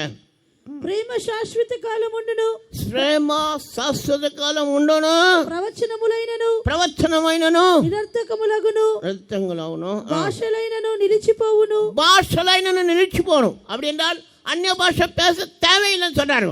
అలాగైతే అన్య భాషలు మాట్లాడవలసిన అవసరం లేదంటున్నారు. అరిమానవలే అన్య భాష பேச வேண்டாம். మనం అన్ని భాషలు మాట్లాడవలను. ஒருவன் தேவனோடு ரகசியங்களை பேசுகிறான். ఒకడు దేవునితో రహస్యములని మాట్లాడుచున్నాడు. ஜெபங்கள் கேட்கப்பட வேண்டும் என்றால், మీ ప్రార్థనలు వినబడవలనంటే, ஜெபத்திற்கு பதில் வர வேண்டும் என்றால், మీ ప్రార్థనలకు జవాబు రావాలనంటే అన్య భాష பேச வேண்டாம். మీరు అన్య భాషలు మాట్లాడవలను. అన్య భాష யாரோடு பேசுறார்கள்? అన్య భాష ఎవరితో మాట్లాడుతున్నారు? யாரோடு பேச வேண்டும்? దేవునితో మాట్లాడవలను. దేవునోடு பேச வேண்டும். దేవునితో మాట్లాడవలను. ரகசியம் பேசுகிறான். రహస్యం మాట్లాడుతున్నారు. யாரோடு யார் ரகசியம் பேசுவாங்க? ఎవరితో ఎవరు రహస్యం మాట్లాడతారు? யார் ரொம்ப அன்பா இருக்கிறாங்க அவங்க கிட்ட தான் போய் ரகசியம் பேசுவாங்க. ఎవరితో బాగా ప్రేమగా ఉంటారో వారితో రహస్యములని మాట్లాడుదురు. யாரும் தெரியாத இடத்துல போய் உட்கார்ந்து பேசுவாங்க. ఎవ్వరికి తెలియని చోట్ల వెళ్ళి కూర్చొని మాట్లాడతారు. దేవునోட రహస్యం பேசுறீங்களா? నీ దేవునితో రహస్యమని మాట్లాడుతున్నావా? అన్య భాష பேச வேண்டாம். అలాగైతే అన్య భాషలు మాట్లాడవలను. இன்றைக்கு ராத்திரி நீ எல்லாம் అన్య భాష பேச வேண்டாம். ఈ రోజు రాత్రి నీవు అన్య భాషలని మాట్లాడవలను. ప్రియమైన దేవుని జనమా, పోదుమా? పరిశుద్ధాత్మ పొందితే చాలా. మనం ఏమి చేయవలను? దైవిక సుఖం இருக்க வேண்டும். దైవిక స్వస్థతలో ఉండవలను. వ్యాధి வருவதற்கு பல காரணங்கள் உண்டு. వ్యాధి రావడానికి అనేక కారణములు ఉన్నాయి. ஆனால் சுகம் பெறுவதற்கு பல வழிகள் உண்டு. స్వస్థత పొందుటకు కూడా అనేక మార్గములు ఉన్నాయి. ஆனால் அதுல ஒரு நல்ல வழிதான் தெய்வீக சுகம். దానిలో ఒక మంచి మార్గమే దైవిక స్వస్థత. மருத்துவ ரண சிகிச்சையினாலே ஒரு சுகம் உண்டாகிறது. ఆయన రణవైద్యుడి ద్వారా ఒక స్వస్థత కలుగుతున్నది. மருத்துவ ரண சிகிச்சையின் மூலம் உண்டாகிறது ஒரு சுகம். వైద్యుల చేత, రణవైద్యుల చేత వాటి ద్వారా ఒక స్వస్థత కలుగుతున్నది. இயற்கையினால உண்டாகிறது ஒரு சுகம். సాధారణముగానే ఒక స్వస్థత కలుగుతున్నది. మాయ విత్తనాలే ஒரு சுகம் உண்டாகிறது. మాయ విద్యల చేత ఒక స్వస్థత కలుగుతున్నది. క్రిస్తవ విజ్ఞానத்திலே சுகம் உண்டாகிறது. ఆ విజ్ఞానము ద్వారా ఒక స్వస్థత కలుగుతున్నది. பேய்த்தனத்தினாலே ஒரு சுகம் உண்டாகிறது. பேய்த்தனம், దయ్యముల చేత ఒక స్వస్థత కలుగుతున్నది. ஆனால் ఇவைகள் எல்லாவற்றிலும் மேன்மையானது தெய்வீக சுகம். కానీ వీటన్నిటికంటే శ్రేష్టమైనదే దైవిక స్వస్థత. హల్లెలూయా, హల్లెలూయా. அருமையான வியாதியாய் வந்திருக்கிற அருமையான சகோதரனே, இன்றைக்கு ராத்திரி உன்னை சுகமாக்குவார். వ్యాధితో వచ్చి ఉన్న ప్రియమైన సహోదరుడా, ఈ రాత్రి ఆయన నిన్ను స్వస్థపరచును. இன்றைக்கு அநேகர் இயேசுவை சொந்த இரட்சகராய் ஏற்றுக்கொண்டு அவருடைய ரத்தத்தாலே கழுவப்பட்டவர்கள், உங்கள் பாவங்கள் மன்னிக்கப்பட்டவன் என்றால் அந்த காயங்களாலே நீ சுகமானே. ఎవరైతే యేసు ప్రభుని తన యొక్క సొంత రక్షకుడుగా అంగీకరించి పాపములను ఒప్పుకొని మీరు క్షమించబడినట్లయితే ఆ గాయముల చేత మీరు స్వస్థత పొందుతున్నారు. இன்றைக்கு அநேகர் இயேசு கிறிஸ்து ரத்தத்தாலே மன்னிப்பு, பாவ மன்னிப்பு உண்டு. ఈ రోజు అనేకులకి యేసు ప్రభు యొక్క రక్తము చేత పాప క్షమాపణ ఉన్నది. ஆனால் காயங்களை விசுவாசிக்கிறதில்லை. అనేకులకు కానీ గాయములను విశ్వసించారు. காயம் எப்படி? காயம் இல்லாமல் ரத்தம் வெளியே வருமா? గాయము లేకుండా రక్తం బయటకు వస్తుందా? காயப்பட்டால் தான் ரத்தம் வரும். గాయపడినట్లయితేనే రక్తం వస్తుంది. அப்படி என்றால் நீ தெய்வீக சுகத்தில் இருக்க வேண்டும். అలాగైతే నీవు దైవిక స్వస్థతలో ఉండవలను. హల్లెలూయా, హల్లెలూయా. இன்னைக்கு பாவ மன்னிப்பை குறித்து ஒரு நிச்சயம் எல்லாருக்கும் இருக்கிறது. ఈ రోజు పాప క్షమాపణ గురించిన నిశ్చయత అందరికీ ఉన్నది. ஆனால் அந்த காயங்களை விசுவாசிப்பதில்லை. కానీ ఆ గాయములను విశ్వసించడం లేదు. యేసు என்ன சொன்னார்? యేసు ఏమని చెప్పి ఉన్నారు? என் காயங்களால் குணமானே, నా దెబ్బల చేత స్వస్థత పొందితిరి. இன்றைக்கு அருமையான கர்த்தரே, ప్రియమైన దేవుని జనమా, நீ வியாதியோடு வந்திருக்கிறாயா? నీవు వ్యాధితో వచ్చి ఉన్నావా? ஒருவேளை உனக்கு தீராத வியாதி வந்திருக்கிறதா? నీవు తీరని వ్యాధితో వచ్చి ఉన్నావా? நீ விசுவாசிப்பாயானால் నీవు విశ్వసించినట్లయితే தேவன் உன்னை சுகமாக்குவார். దేవుడు నిన్ను స్వస్థపరచును. அவருக்கு வித்தியாசம் இல்ல. ఆయనకు ఏ వ్యత్యాసమును లేదు. அவர் உன்னை சுகமாக்குவார். ఆయన నిన్ను స్వస్థపరచును. பிணியாளிகளை சுகமாக்குற தேவன். వ్యాధితో ఉన్న వారిని స్వస్థపరచు స్వస్థపరచుచున్న దేవుడు. ஒரு நாள் மத்திய சுவிசேஷம் 15வது அதிகாரம் 26வது வசனம் படிக்கும்போது, మత్తయి సువార్త 15వ అధ్యాయం 25వ వాక్యముని చదువుతున్నప్పుడు, 26 படிக்கும்போது, 26వ వాక్యముని చదివినప్పుడు, கானானிய ஸ்திரீ சுகத்துக்காக போகும்போது కనానీయ స్త్రీ స్వస్థత కొరకు వెళ్ళినప్పుడు பிள்ளையின் அப்பத்தை நாய்க்குட்டிக்கு போடக்கூடாதுன்னு சொல்றார். పిల్లల యొక్క రొట్టెని కుక్క పిల్లలకు వేయకూడదని చెప్పుచున్నారు. மத்திய சுவிசேஷம் 15வது அதிகாரம் 26வது வசனம், మత్తయి సువార్త 15వ అధ్యాయం 26వ వాక్యం. 26, 27 రెండు చదవండి, సీక్రెట్ చదవండి. అందుకైన పిల్లల రొట్టె తీసుకొని కుక్క పిల్లలకు వేయట యుక్తము కాదని చెప్పగా ఆమె, నిజమే ప్రభువా, కుక్క పిల్లలు కూడా తమ యజమానులు బల్ల మీద నుండి పడు ముక్కలు తినును కదా అని చెప్పెను. అందుకు యేసు, అమ్మా, నీ విశ్వాసము గొప్పది, నీవు కోరినట్టే నీకు అవునుగాక అని ఆమెతో చెప్పెను. ఆ గడిలోనే ఆమె కుమార్తె స్వస్థత నొందెను. ஹல்லேலூயா. హల్లెలూయా. நீ காயங்களை விசுவாசிப்பாயானால், தெய்வத்தை விசுவாசத்தோடு கேட்பாயானால் சுகமாக்குவார். నీవు ఆయన గాయములను విశ్వసించి విశ్వాసముతో దేవుని అడిగినట్లయితే ఆయన నిన్ను స్వస్థపరచును. எகிப்துக்கு வரப்பண்ணின வியாதி ஒன்றும் வராது. ఐగుప్తులకు వచ్చిన వ్యాధి ఏమీ నీకు రాదు. இஸ்ரவேல் ஜனங்களை மாறாவிலே வந்த பொழுது தேவன் வியாதி வரப்பண்ணேன் என்று சொன்னார். ఇశ్రాయేల్ జనులు మారా యొద్దకు వచ్చినప్పుడు నీ యొద్దకు వ్యాధిని రానివని చెప్పి ఉన్నారు. நான் தேவன், நானே உங்களை சுகமாக்குற கர்த்தர், నిన్ను స్వస్థపరచుచున్న యెహోవాను నేనే. ஹல்லேலூயா. హల్లెలూయా. அருமையான கர்த்தரே, ప్రియమైన దేవుని జనమా, தெய்வீக சுகம் என்பது ஒன்று உண்டு. దైవిక స్వస్థత అనేది ఒకటి ఉన్నది. தேவன் சுகமாக்குகிறார். దేవుడు స్వస్థపరచుచున్నారు. அருமையான கர்த்தருடைய பிள்ளைகளே, ప్రియమైన దేవుని బిడ్డలారా, ஆண்டவர் வார்த்தையால சுகமாக்குறார். దేవుడు మాట చేత స్వస్థపరచుచున్నారు. தொடும்போது தொட்டு சுகமாக்குறார். ఆయన ముట్టి స్వస్థపరచుచున్నారు. தூக்கி விட்டு சுகமாக்குறார். ఆయన లేవనెత్తి స్వస్థపరచుచున్నారు. சோறு அதாவது சேறு உண்டாக்கி சுகமாக்குறார். ఆయన బురదని చేసి స్వస్థపరచుచున్నారు. கைகளை வைத்து சுகமாக்குறார். చేతులని పెట్టి స్వస్థపరచుచున్నారు. கீழ்ப்படிந்து போகிறதுக்கு சுகமாக்குறார். లోబడి వెళ్లే వారిని స్వస్థపరచుచున్నారు. பிடித்து சுகமாக்குறார். பட்டி ఆయన పట్టుకొని స్వస్థపరచుచున్నారు. வஸ்திரத்தை தொட்டா சுகமாக்குறார். వస్త్రముని ముట్టి స్వస్థపరచుచున్నారు. எப்படியெல்லாம் செய்தார்கள்? అపోస్తలులు ఏ విధముగా చేసి ఉన్నారు? எண்ணெய் பூசினார்கள், నూనెని రాసి ఉన్నారు, தூக்கி விட்டார்கள், లేవనెత్తి ఉన్నారు, நிழல் பட்டு சுகமானார்கள், వారి యొక్క నీడపడి స్వస్థత పొంది ఉన్నారు, அவருடைய பெல்ட் பட்டு சுகமானார்கள். వారి యొక్క రుమాల చేత స్వస్థత పొంది ఉన్నారు. பழைய ஏற்பாட்டில் பார்க்கும்போது పాత నిబంధన కాలంలో చూసినప్పుడు நதியில மூழ்கி சுகமானார்கள், నదిలో మునిగి స్వస్థత పొంది ఉన్నారు, ஜெபிக்கும்போது சுகமானார்கள், ஜெபிக்கும் போது ప్రార్థన చేసినప్పుడు స్వస్థత పొంది ఉన్నారు, பார்த்தபோது சுகமானார்கள், చూసినప్పుడు స్వస్థత పొంది ఉన్నారు, பழ அடைய போட்டு சுகமாக்கினார்கள். అంజురపు ముద్ద చేత స్వస్థత పొంది ఉన్నారు. சுகங்கள் உண்டு. ఈ విధమైన స్వస్థత గలదు. அருமையானவரே, எனக்கு டைம் முடிஞ்சு போச்சு, சீக்கிரமா ஓடி, ஆனால் தான் வசனங்கள் சொல்ல கூட டைம் இல்லை.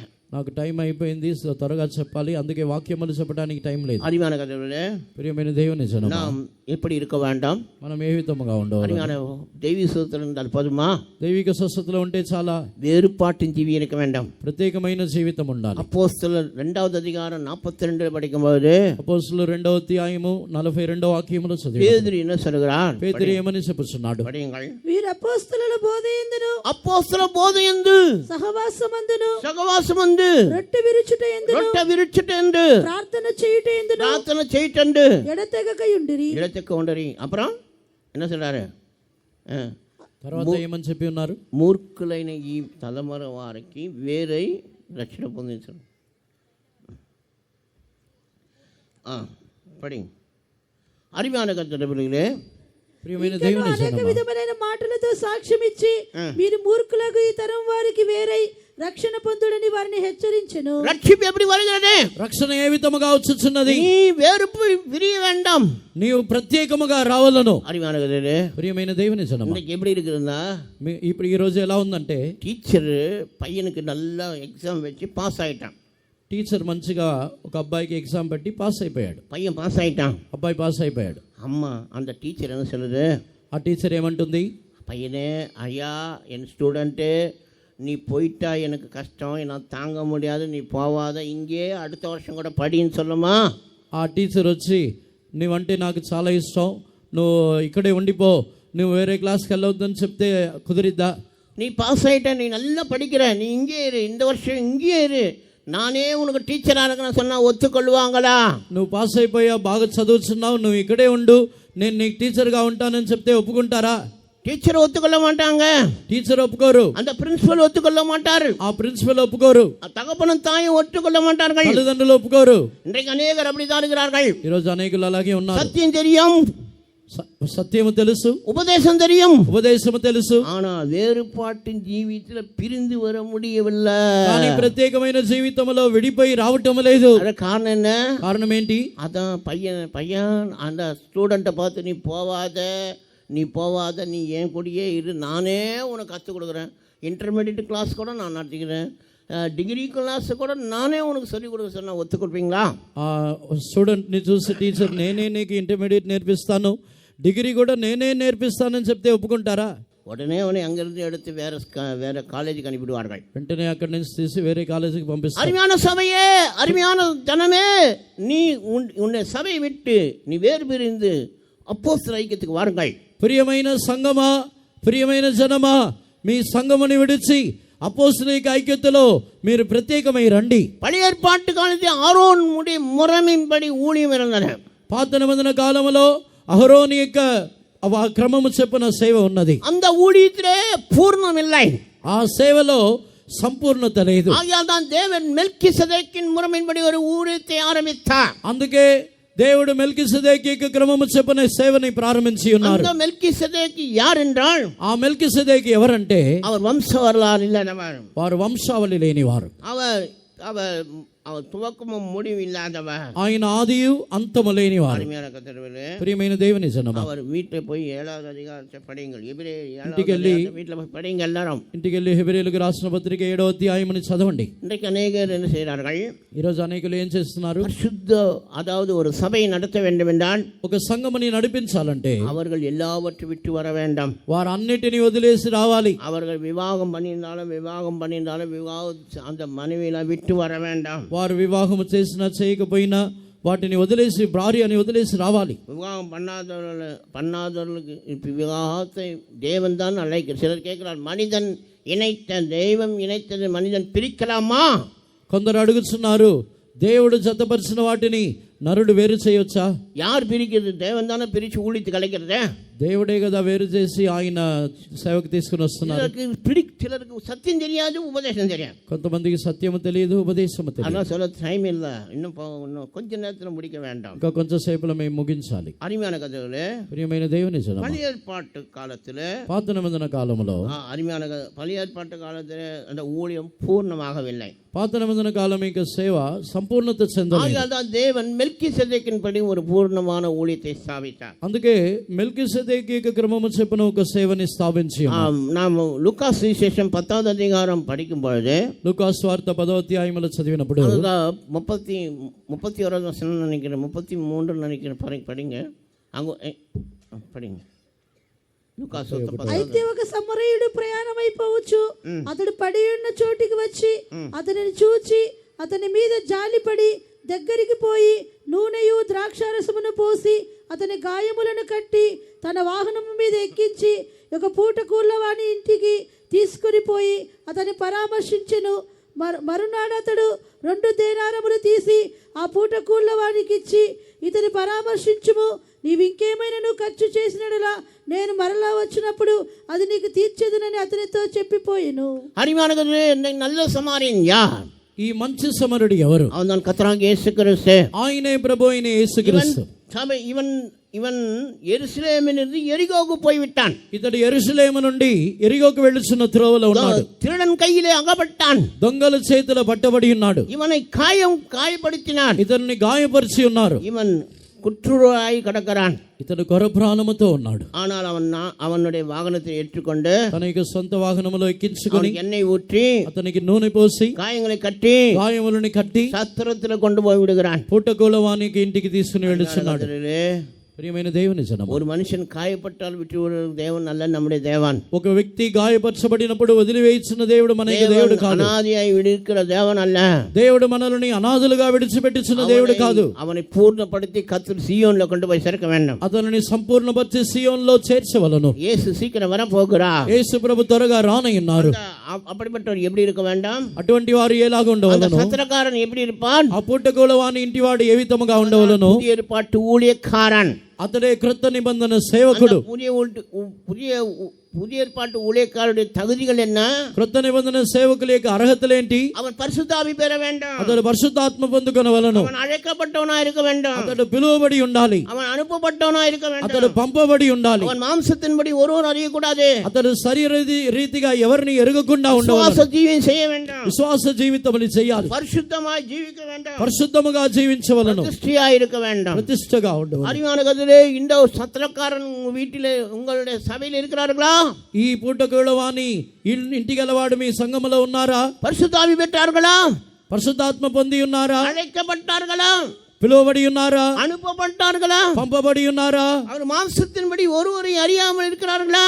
శరీర రీతిగా ఎవరిని ఎరగకుండా ఉన్నారా? இன்றைக்கு அநேகர் சபை ஜாதிகளுக்காக ஒரு சபை, பாஷைக்காக ஒரு சபை இருக்கிறார். ఈ రోజుల్లో జాతి జాతికి ఒక సంఘము, భాషకి ఒక సంఘం ఉన్నది. அறிவானது நாங்கள் எங்களை குறித்து மேன்மையாக சொல்லுவதற்கு ஒன்றுமில்லை, ஆனால் சத்தியம் எங்களுக்கு மேன்மை இருக்கிறது சொல்லுகிறோம். మేము మా గురించి గొప్పగా చెప్పుకొనుటకి ఏమీ లేదు కానీ మేము గొప్పగా ఈ కార్యమని చెప్పుచున్నాం. எங்களை இந்தியாவில் எங்க அனுப்பினாலும், எந்த தேசத்துக்கு அனுப்பினாலும், எந்த விதமான முழு உலகத்துக்கு போவதற்கு எங்களுக்கு போக வேண்டும். మమ్మల్ని ఈ సర్వలోకములో ఎక్కడికి పంపించినను మేము వెళ్ళాలి. காரணம் என்னவென்று, కారణం ఏమిటంటే எங்களை ஆண்டவர் எங்களுடைய பரிசுத்தமான தேவன் அனுப்பினார், அவர் எங்களை அனுப்புகிறார். ఎందుకంటే మా పరిశుద్ధులని దేవుడు పంపించి ఉన్నారు, వారు మమ్మల్ని పంపించుచున్నారు. ஆனால் நாங்கள் அனுப்பப்படுகிறோம், అందుకే మేము పంపబడుచున్నాం. அறிவானதிலே நாங்கள் மெட்ராஸ்ல இருந்து இந்த ஊழியம் விஜயவாடாவுக்கு வந்திருக்கிறோம். మేము చెన్నై నుండి విజయవాడ వచ్చి ఉన్నాం. காரணம் எங்களை அனுப்பினார், ఎందుకంటే వారు మమ్మల్ని పంపించి ఉన్నారు. அது மாம்சத்தின்படி ஒருவரையும் அறியாதவர்கள், మేము శరీర రీతిగా ఎవరిని ఎరుగని వారము. ஐயோ நாங்கள் தமிழ் பேசுகிறோமே, தமிழ் நாட்டுக்குள்ள பிறந்தோமே, இங்கே எப்படி நாங்கள் ஆந்திராவில் ஊழியம் செய்யணும் சொல்லலை. మేము తమిళనాడులో జన్మించబడి ఉన్నాం, తమిళ్ మాట్లాడుతున్నామని చెప్పి ఈ ఆంధ్రాలో సేవ చేయమని మేము చెప్పలేదు. மாம்சத்தின்படி எங்களுக்கு எல்லாரும் ஒன்றே, శరీర రీతిగా అందరిని ఒకటే. நாங்கள் எந்த விதமான மாம்சத்தினுடைய ஒருவரையும் அறியோம், మేము శరీర రీతిగా ఎవరిని ఎరగము, விசுவாச ஜீவியம் செய்கிறோம், విశ్వాస జీవితం అని చేస్తున్నాం. இந்த துணியிலே இப்படிப்பட்டதான கூட்டங்கள் வைக்கிறோம், తునిలో ఇటువంటి కూటములను పెట్టుచున్నాం. யாருக்காவது எங்கேயாவது சந்தா இந்த காணிக்கை எல்லாம் சத்தம் இல்லாத காணிக்கை போடுங்க, సౌండ్ ఇல்லாమ కాணிக்க போடுங்க சொன்னமா? ఎవరికైనా మీరు సౌండ్ లేని కానుకలను వేయండి చెప్పామా? சத்தம் இல்லாத போடுங்க, சைலண்டா போடுங்க சொன்னமா? సైలెంట్ గా కానుకలు వేయండి అని చెప్పామా? யாருக்காவது டொனேஷன் புக் கொடுத்து கலெக்ஷன் பண்ணுங்க சொன்னமா? ఎవరికైనా డొనేషన్ బుక్ ఇచ్చి కలెక్షన్ చేయమని చెప్పామా? நாங்கள் விசுவாச ஜீவியம் செய்கிறோம், మేము విశ్వాస జీవితం అని చేస్తున్నాం. நாங்கள் யாரையும் கேட்க மாட்டோம், మేము ఎవరిని అడగము. எங்களை அழைத்தவர் எங்களை நடத்துகிறார், మమ్మల్ని పిలిచిన వారు మమ్మల్ని నడిపించుచున్నారు. சிங்கம் பசித்தாலும், சிங்கம் பசி எடுத்தாலும், సింహమునకు ఆకలేసిన அது போய் அந்த புல்லை சாப்பாடாது, అది వెళ్ళి గడ్డి తిందు. அது என்ன செய்யும்? అది ఏం చేసింది? குகையில இருந்து சத்தம் போடும், ఆ గృహలో ఉండి అది ఉరుముతుంది. எல்லா மிருகங்களும் அந்த குகைக்குள்ள வரும், అన్ని జంతువులు ఆ గృహలోకి వచ్చుచున్నది. எல்லாவற்றையும் அதை அடுத்து சாப்பிடும், అన్నిటిని కొట్టి అవి తినుచున్నది. ஆகையால் தான் அந்த பிரதிஷ்டை தான் எங்களுடைய பிரதிஷ்டை. ఆ ప్రతిష్ఠే మా యొక్క ప్రతిష్ఠ. நாங்கள் எங்களுடைய குகையில இருந்து சத்தம் போடுகிறோம், మా గృహలో నుండి మేము గర్జిస్తాం. அந்த குகை என்றால் என்ன? ఆ గృహం అంటే ఏమిటి? எங்களுடைய ஜெப வீடு, మా ప్రార్థన ఇల్లు. எங்களுடைய சத்தம் என்ன? మా శబ్దం ఏమిటి? ஆண்டவரை நோக்கி கூப்பிடுகிறோம், దేవుని చూసి మొరపెడతాం. எங்கள் தேவையெல்லாம் கத்த தருகிறார். మా అవసరములన్నీ దేవుడు ఇస్తారు.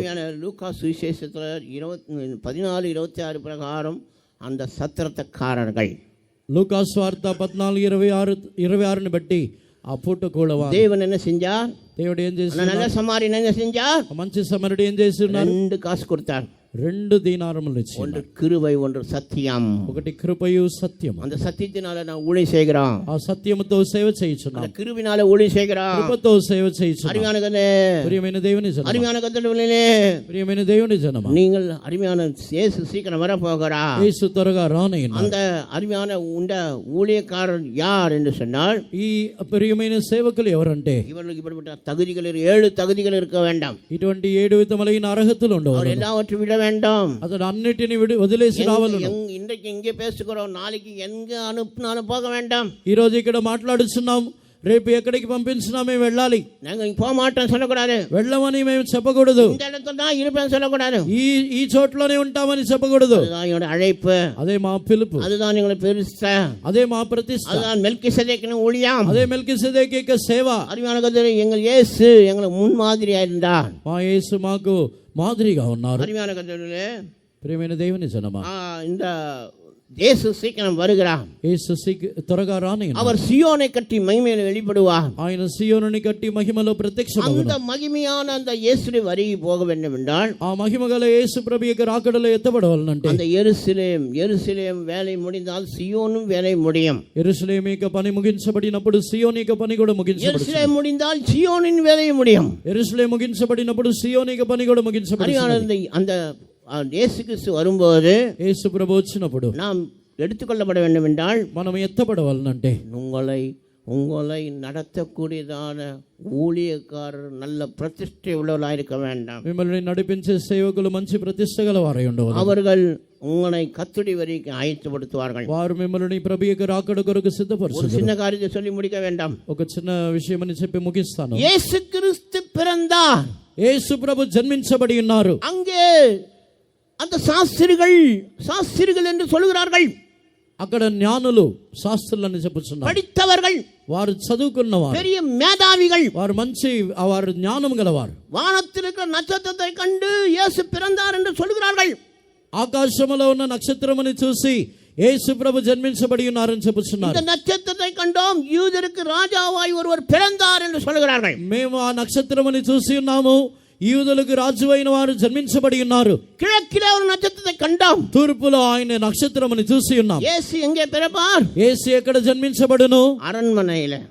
ఆయన అంతఃపురములో. இவர்கள் அரண்மனைக்கு போகிறார்கள். వీరు అంతఃపురమునకు వెళ్ళుచున్నారు. போனாங்க, இயேசு இருந்தாரா?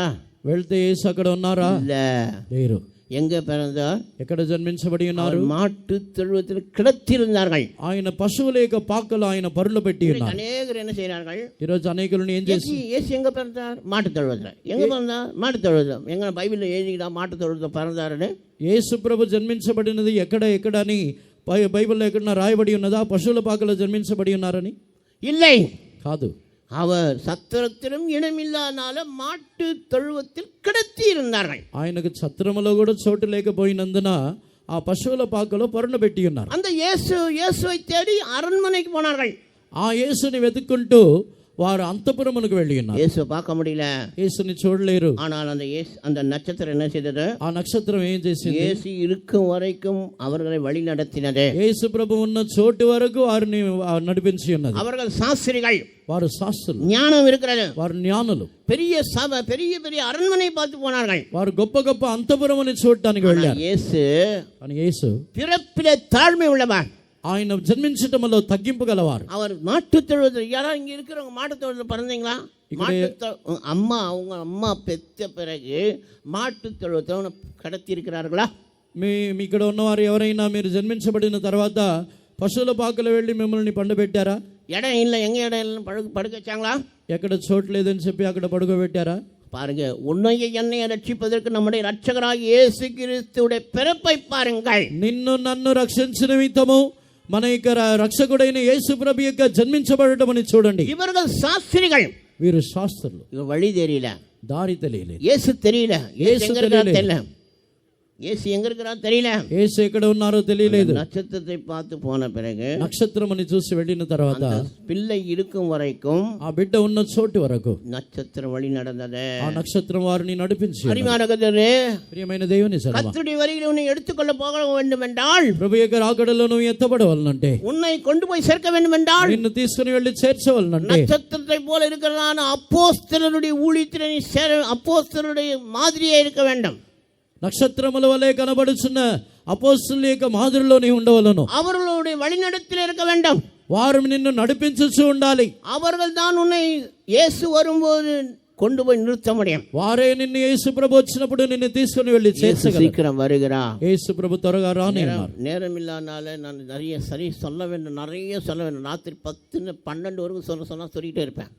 సమయం లేదు, రాత్రి 12 గంటల వరకు చెప్పాలన్నా చెప్తా ఉంటాను. ஆனால் సమయం இல்லாதனால సమయం లేనందున நான் இதோட முடிக்கிறேன். నేను దీంతో ముగించు. அறிவான கதரு, ప్రియమైన దేవుని జనమా, கர்த்தர் பெரியவா, దేవుడు గొప్పవాడు, சீக்கிரம் வரப்போகிறார். త్వరగా రాని ఉన్నారు. அவர் இயேசு வருகிறார். యేసు వస్తున్నారు. வருகிறவர் தாமதம் பண்ணா వచ్చేవాడు ఆయన ఆలస్యం చేయడు. நல்ல மீன்களை கூடையில சேர்க்கும்படி வருகிறார். మంచి చేపలని గంపలో చేర్చి నిమిత్తం వచ్చుచున్నారు. நத்தையா இருக்காதீங்க, నత్తలాగా ఉండొద్దు, அந்த நண்டா இருக்காதீங்க, పీతలాగా ఉండొద్దు, அந்த பாம்பா இருக்காதீங்க, పాముల్లాగా ఉండొద్దు, கல்லா இருக்காதீங்க, మీరు రాళ్లలాగా ఉండవద్దు, நீங்க பாசியா இருக்காதீங்க, నాసులాగా ఉండవద్దు, தவளை போல இருக்காதீங்க. కప్పల్లాగా ఉండవద్దు. இவர்கள் இதெல்லாம் தூக்கி எறியப்படும். ఇవన్నీ తీసి పారవేయబడును. நல்ல மீன்கள் தான் சேரும். మంచి చేపలే చేరుతాయి. இயேசு நல்லவர்களை சேர்த்துக்கொள்ள வருகிறார். యేసు ప్రభు మంచి వారిని చేర్చుటకు கரைக்கு இழுக்க போகிறது. ఒడ్డునకు లాగబోచున్నారు. வலை கரைக்கு இழுக்க போகிறார்கள். ఆ వలని ఒడ్డుకు లాగబోచున్నారు. இயேசு சீக்கிரம் வருகிறார். యేసు త్వరగా రాని ఉన్నారు. எல்லாரும் கண்களை மூடுவோம். అందరిని కన్నులు మూసుకున్నాం. கர்த்தர் நம்மை ஆசீர்வதிப்பார். దేవుడు ప్రభు మనల్ని ఆశీర్వదించును. దైవ సారూప్యములోని ఎదుగా సంపూర్ణుడా మీ వలెనే, దైవ సారూప్యములోని ఎదుగా బోధించుటకు నీ అపోస్తులను దానముగా మాకిచ్చితిరే, బోధించుటకు మీ అపోస్తులను దానముగా మాకిచ్చితిరే, వధువుగా నన్ను మార్చితిరే, నీతో నిరంతరము జీవించుటకు, వధువుగా నన్ను మార్చితిరే, నీతో నిరంతరము జీవించుటకు, ప్రియుడానికై నేనేమి చేయుదును, ప్రేమతో నిన్ను సేవించెదను, ప్రియుడానికై నేనేమి చేయుదును, ప్రేమతో నిన్ను సేవించెదను, సంపూర్ణుడా మీ వల్లెనే, దైవ సారూప్యములోని ఎదుగా సంపూర్ణుడా మీ వల్లెనే, దైవ సారూప్యములోని ఎదుగా బోధించుటకు మీ అపోస్తులను దానముగా మాకిచ్చితిరే, బోధించుటకు మీ అపోస్తులను దానముగా మాకిచ్చితిరే, బోధించుటకు మీ అపోస్తులను దానముగా మాకిచ్చితిరే, బోధించుటకు మీ అపోస్తులను దానముగా మాకిచ్చితిరే, బోధించుటకు మీ అపోస్తులను దానముగా మాకిచ్చితిరే, బోధించుటకు మీ అపోస్తులను దానముగా మాకిచ్చితిరే. హల్లెలూయా, హల్లెలూయా, హల్లెలూయా. நாம் எல்லாரும் தயவு செய்து எழும்பி நிற்போமா? మనమందరూ దయచేసి లేచి నిలబడుదుము. துனி పట్టణத்தை ఆండవర్ నేసితార్. తుని పట్టణమును దేవుడు ప్రేమించెను. 3 நாட்கள் இந்த கன்வென்ஷனை ஆசீர்வதித்தார். 3 దినములు ఈ కన్వెన్షన్ దేవుడు ఆశీర్వదించెను. இன்றைக்கு 3வது நாள்.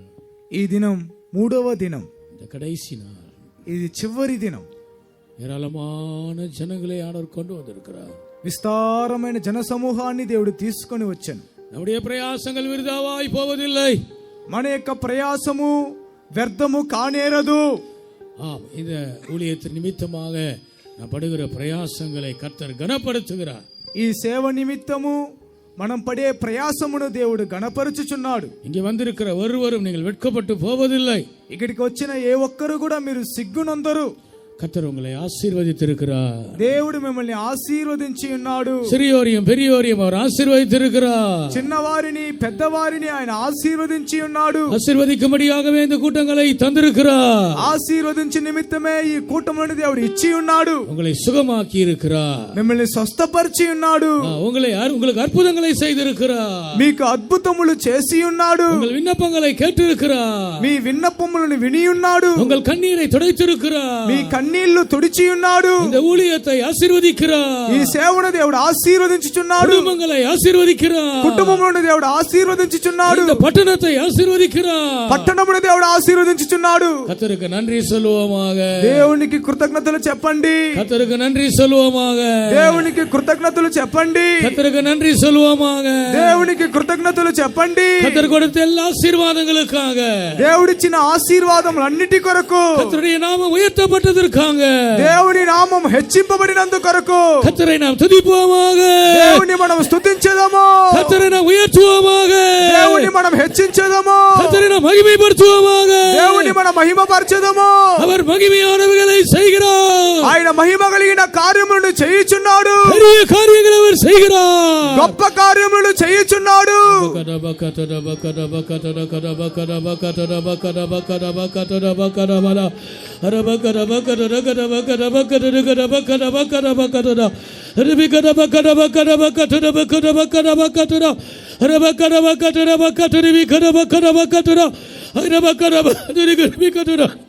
ఆమేన్.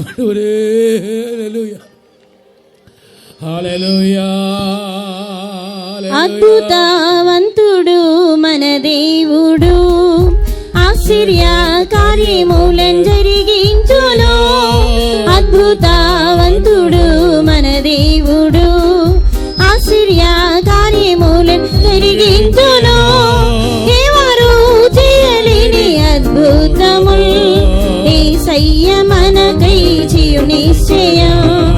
ఎవరు చేయలేని అద్భుతములు యేసయ్య మనకై చేయు నిశ్చయం. స్తుతి స్తోత్రం ఇశ్రాయేలు పాడగా, జయమిచ్చిన శత్రువులపై. స్తుతి స్తోత్రం అని మనం పాడగా, జయమిచ్చిన సాతానుపై. స్తుతి స్తోత్రం ఇశ్రాయేలు పాడగా, జయమిచ్చిన శత్రువులపై. స్తుతి స్తోత్రం అని మనం పాడగా, జయమిచ్చిన సాతానుపై. అద్భుతవంతుడు మన దేవుడు, ఆశ్చర్య కార్యములను జరిగించును. అద్భుతవంతుడు మన దేవుడు, ఆశ్చర్య కార్యములను జరిగించును. ఎవరు చేయలేని అద్భుతములు యేసయ్య మనకై చేయు నిశ్చయం. ఎవరు చేయలేని అద్భుతములు యేసయ్య మనకై చేయు నిశ్చయం. ఎవరు చేయలేని అద్భుతములు యేసయ్య మనకై చేయు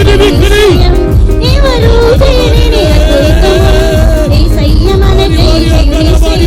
ఎవరు చేయలేని అద్భుతములు యేసయ్య మనకై చేయు నిశ్చయం. ఎవరు చేయలేని అద్భుతములు యేసయ్య మనకై చేయు నిశ్చయం. ఎవరు చేయలేని అద్భుతములు యేసయ్య మనకై చేయు నిశ్చయం. ఎవరు చేయలేని అద్భుతములు యేసయ్య మనకై చేయు నిశ్చయం. ఎవరు చేయలేని అద్భుతములు యేసయ్య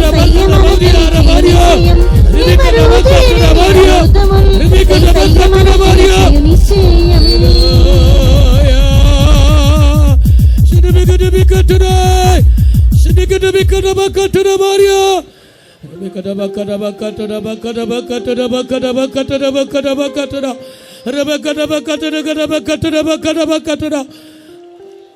உன்னுடைய விண்ணப்பம் கேட்கப்பட்டிருக்கிறது. మన యొక్క విన్నపములు ఆలకింపబడేను. உன்னுடைய விண்ணப்பம் கேட்கப்பட்டிருக்கிறது. నీ యొక్క విన్నపము, నీ మొర ఆలకింపబడేను. உன்னுடைய கண்ணீரை இயேசு கண்டிருக்கிறார். నీ కన్నీళ్లను దేవుడు చూచి ఉన్నాడు. உனக்கு அற்புதம் அவர் செய்திருக்கிறார். నీకు అద్భుతములు చేసి ఉన్నాడు. இந்த கூட்டத்திற்கு வந்த ஒவ்வொருவரையும் அவர் ஆசீர்வதித்திருக்கிறார். ఈ కూటములకు వచ్చిన ఒక్కొక్కరిని దేవుడు ఆశీర్వదించి ఉన్నాడు. முதலாம் நாளிலே வந்த ஒவ்வொருவரையும் ஆசீர்வதித்திருக்கிறார். మొదటి దినం వచ్చిన వారందరిని దేవుడు ఆశీర్వదించి ఉన్నాడు. இரண்டாம் நாள் வந்த ஒவ்வொருவரையும் அவர் ஆசீர்வதித்திருக்கிறார். రెండవ దినం వచ్చిన ఒక్కొక్కరిని దేవుడు ఆశీర్వదించి ఉన్నాడు. இந்த கடைசி நாளிலே வந்த உன்னையும் ஆசீர்வதித்திருக்கிறார். ఈ చివరి దినం వచ్చిన నిన్ను కూడా దేవుడు ఆశీర్వదించి ஓ, ఉన్నాడు. நீ பாக்கியவா, నీవు ధన్యుడవు. நீ பாக்கியவா, నీవు ధన్యుడవు. நீ ஆசீர்வதிக்கப்பட்டவன். నువ్వు ఆశీర్వదింపబడిన వాడువు. உனக்கு ஜெயம் கிடைத்திருக்கிறது. నీకు జయము లభించను. உனக்கு ஜெயம் கிடைத்திருக்கிறது. నీకు జయము లభించను. நீ வெட்கப்பட்டு போவதில்லை. నువ్వు సిగ్గునందవు. நீ வெட்கப்பட்டு போவதில்லை. నువ్వు సిగ్గునందవు. நீ அதிசயங்களை காண்பாய். నువ్వు ఆశ్చర్యకార్యములను చూచెదవు. நீ அதிசயங்களை నువ్వు காண்பாய். ఆశ్చర్యకార్యములను చూచెదవు. சீ సియోనిలిருந்து ఆశీర్వాదములు ఇరంగుகிறது. సియోనులో నుండి ఆశీర్వాదములు దిగుచున్నవి. సియోనిలిருந்து అభిషేకం ఇరంగుகிறது. సియోనులో నుండి అభిషేకం దిగుచున్నది. సియోనిல் మహిమ ఇరంగుகிறது. సియోనులో నుండి మహిమ దిగుచున్నది. ఆశీర్వదింపబడుங்கள். ఆశీర్వదింపబడండి. ఆశీర్వదింపబడుங்கள். ఆశీర్వదింపబడండి. నింపబడుங்கள். నింపబడండి. నింపబడుங்கள். నింపబడండి.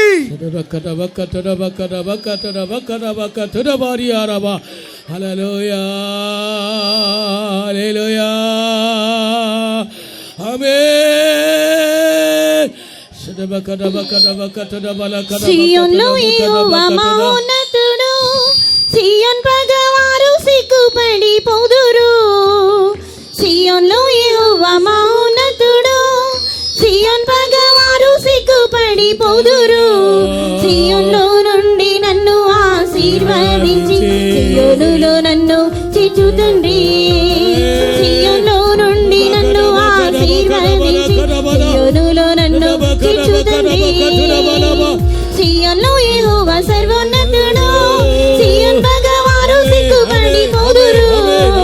సియోనులో యెహోవా సర్వోన్నతుడు, సియోన్ పగవారు సిగ్గుపడి పోదురు. సియోనులో నుండి నన్ను ఆశీర్వదించి సియోనులో నన్ను చేర్చు తండ్రి. సియోనులో నుండి నన్ను ఆశీర్వదించి సియోనులో నన్ను చేర్చు తండ్రి. సియోనులో నుండి నన్ను ఆశీర్వదించి సియోనులో నన్ను చేర్చు తండ్రి. సియోనులో నుండి నన్ను ఆశీర్వదించి సియోనులో నన్ను చేర్చు తండ్రి. సియోనులో నుండి నన్ను ఆశీర్వదించి సియోనులో నన్ను చేర్చు తండ్రి. సియోనులో నుండి నన్ను ఆశీర్వదించి సియోనులో నన్ను చేర్చు తండ్రి. సియోనులో నుండి నన్ను ఆశీర్వదించి సియోనులో నన్ను చేర్చు తండ్రి. సియోనులో నుండి నన్ను ఆశీర్వదించి సియోనులో నన్ను చేర్చు తండ్రి.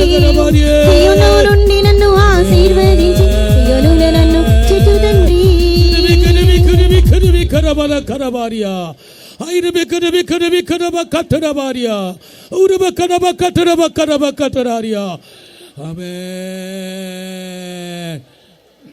இந்த கூட்டத்திலே பங்கெடுத்தவர்கள் கர்த்தருடைய வருகையிலே காணப்பட வேண்டும். ఈ కూటములో పాలు పొందిన వారు దేవుని యొక్క రాకడలో కనిపించవలెను. ஒருவராவது கைவிடப்பட்டு போகக்கூடாது. ఏ ఒక్కరు కూడా చెయ్యిడబడకూడదు. உங்களை மன்னித்திருக்கிறார். మిమ్మల్ని క్షమించి ఉన్నాడు. உங்கள் பாவங்கள் எல்லாம் மன்னித்திருக்கிறார். మీ పాపములన్నిటినీ క్షమించి ఉన్నాడు. இயேசுவின் ரத்தம் உங்களை கழுவி இருக்கிறது. యేసయ్య రక్తం మిమ్మల్ని కడిగి ఉన్నది. அவருடைய கிருபை உங்களுக்கு கிடைத்திருக்கிறது. ఆయన కృప మీకు లభించి ఉన్నది. அவர் உங்களை சுத்தமாக்கி இருக்கிறார். ఆయన మిమ్మల్ని శుద్ధి చేసి ఉన్నాడు. அவர் உங்களை அபிஷேகம் பண்ணி இருக்கிறார். ఆయన మిమ్మల్ని అభిషేకించి ఉన్నాడు. ஓ, நீங்கள் சுகமாக்கப்பட்டிருக்கிறீர்கள். మీరు స్వస్థపరచబడి ఉన్నారు. உங்கள் கட்டுகள் அவிழ்க்கப்பட்டிருக்கிறது. మీ బంధకములు తెగిపోయెను. தேவ அன்பு உங்களை நிரப்பி இருக்கிறது. దేవుని ప్రేమ మిమ్మల్ని నింపి ఉన్నది. நீங்கள் சாட்சிகளா இருக்க போகிறீர்கள். మీరు సాక్షులై ఉండబోచున్నారు. உங்கள் குடும்பத்தில் நீங்கள் சாட்சிகளா இருக்க போகிறீர்கள். మీ కుటుంబంలో మీరు సాక్షులై ఉండబోచున్నారు. உங்கள் சபையில் நீங்கள் சாட்சிகளா இருக்க போகிறீர்கள். మీ సంఘములో మీరు సాక్షులుగా ఉండబోచున్నారు. உங்கள் பட்டணத்தில் நீங்கள் சாட்சிகளா இருக்க போகிறீர்கள். మీ పట్టణములో మీరు సాక్షులుగా ఉండబోచున్నారు. இயேசுவை நேசிக்க போகிறீர்கள். యేసయ్యను మీరు ప్రేమించబోచున్నారు. இயேசுவை நீங்கள் நேசிக்க போகிறீர்கள். యేసయ్యను మీరు ప్రేమించబోచున్నారు. ஓ, உங்கள் மகி வெளிச்சத்தை அநேகர் காண்பார்கள்.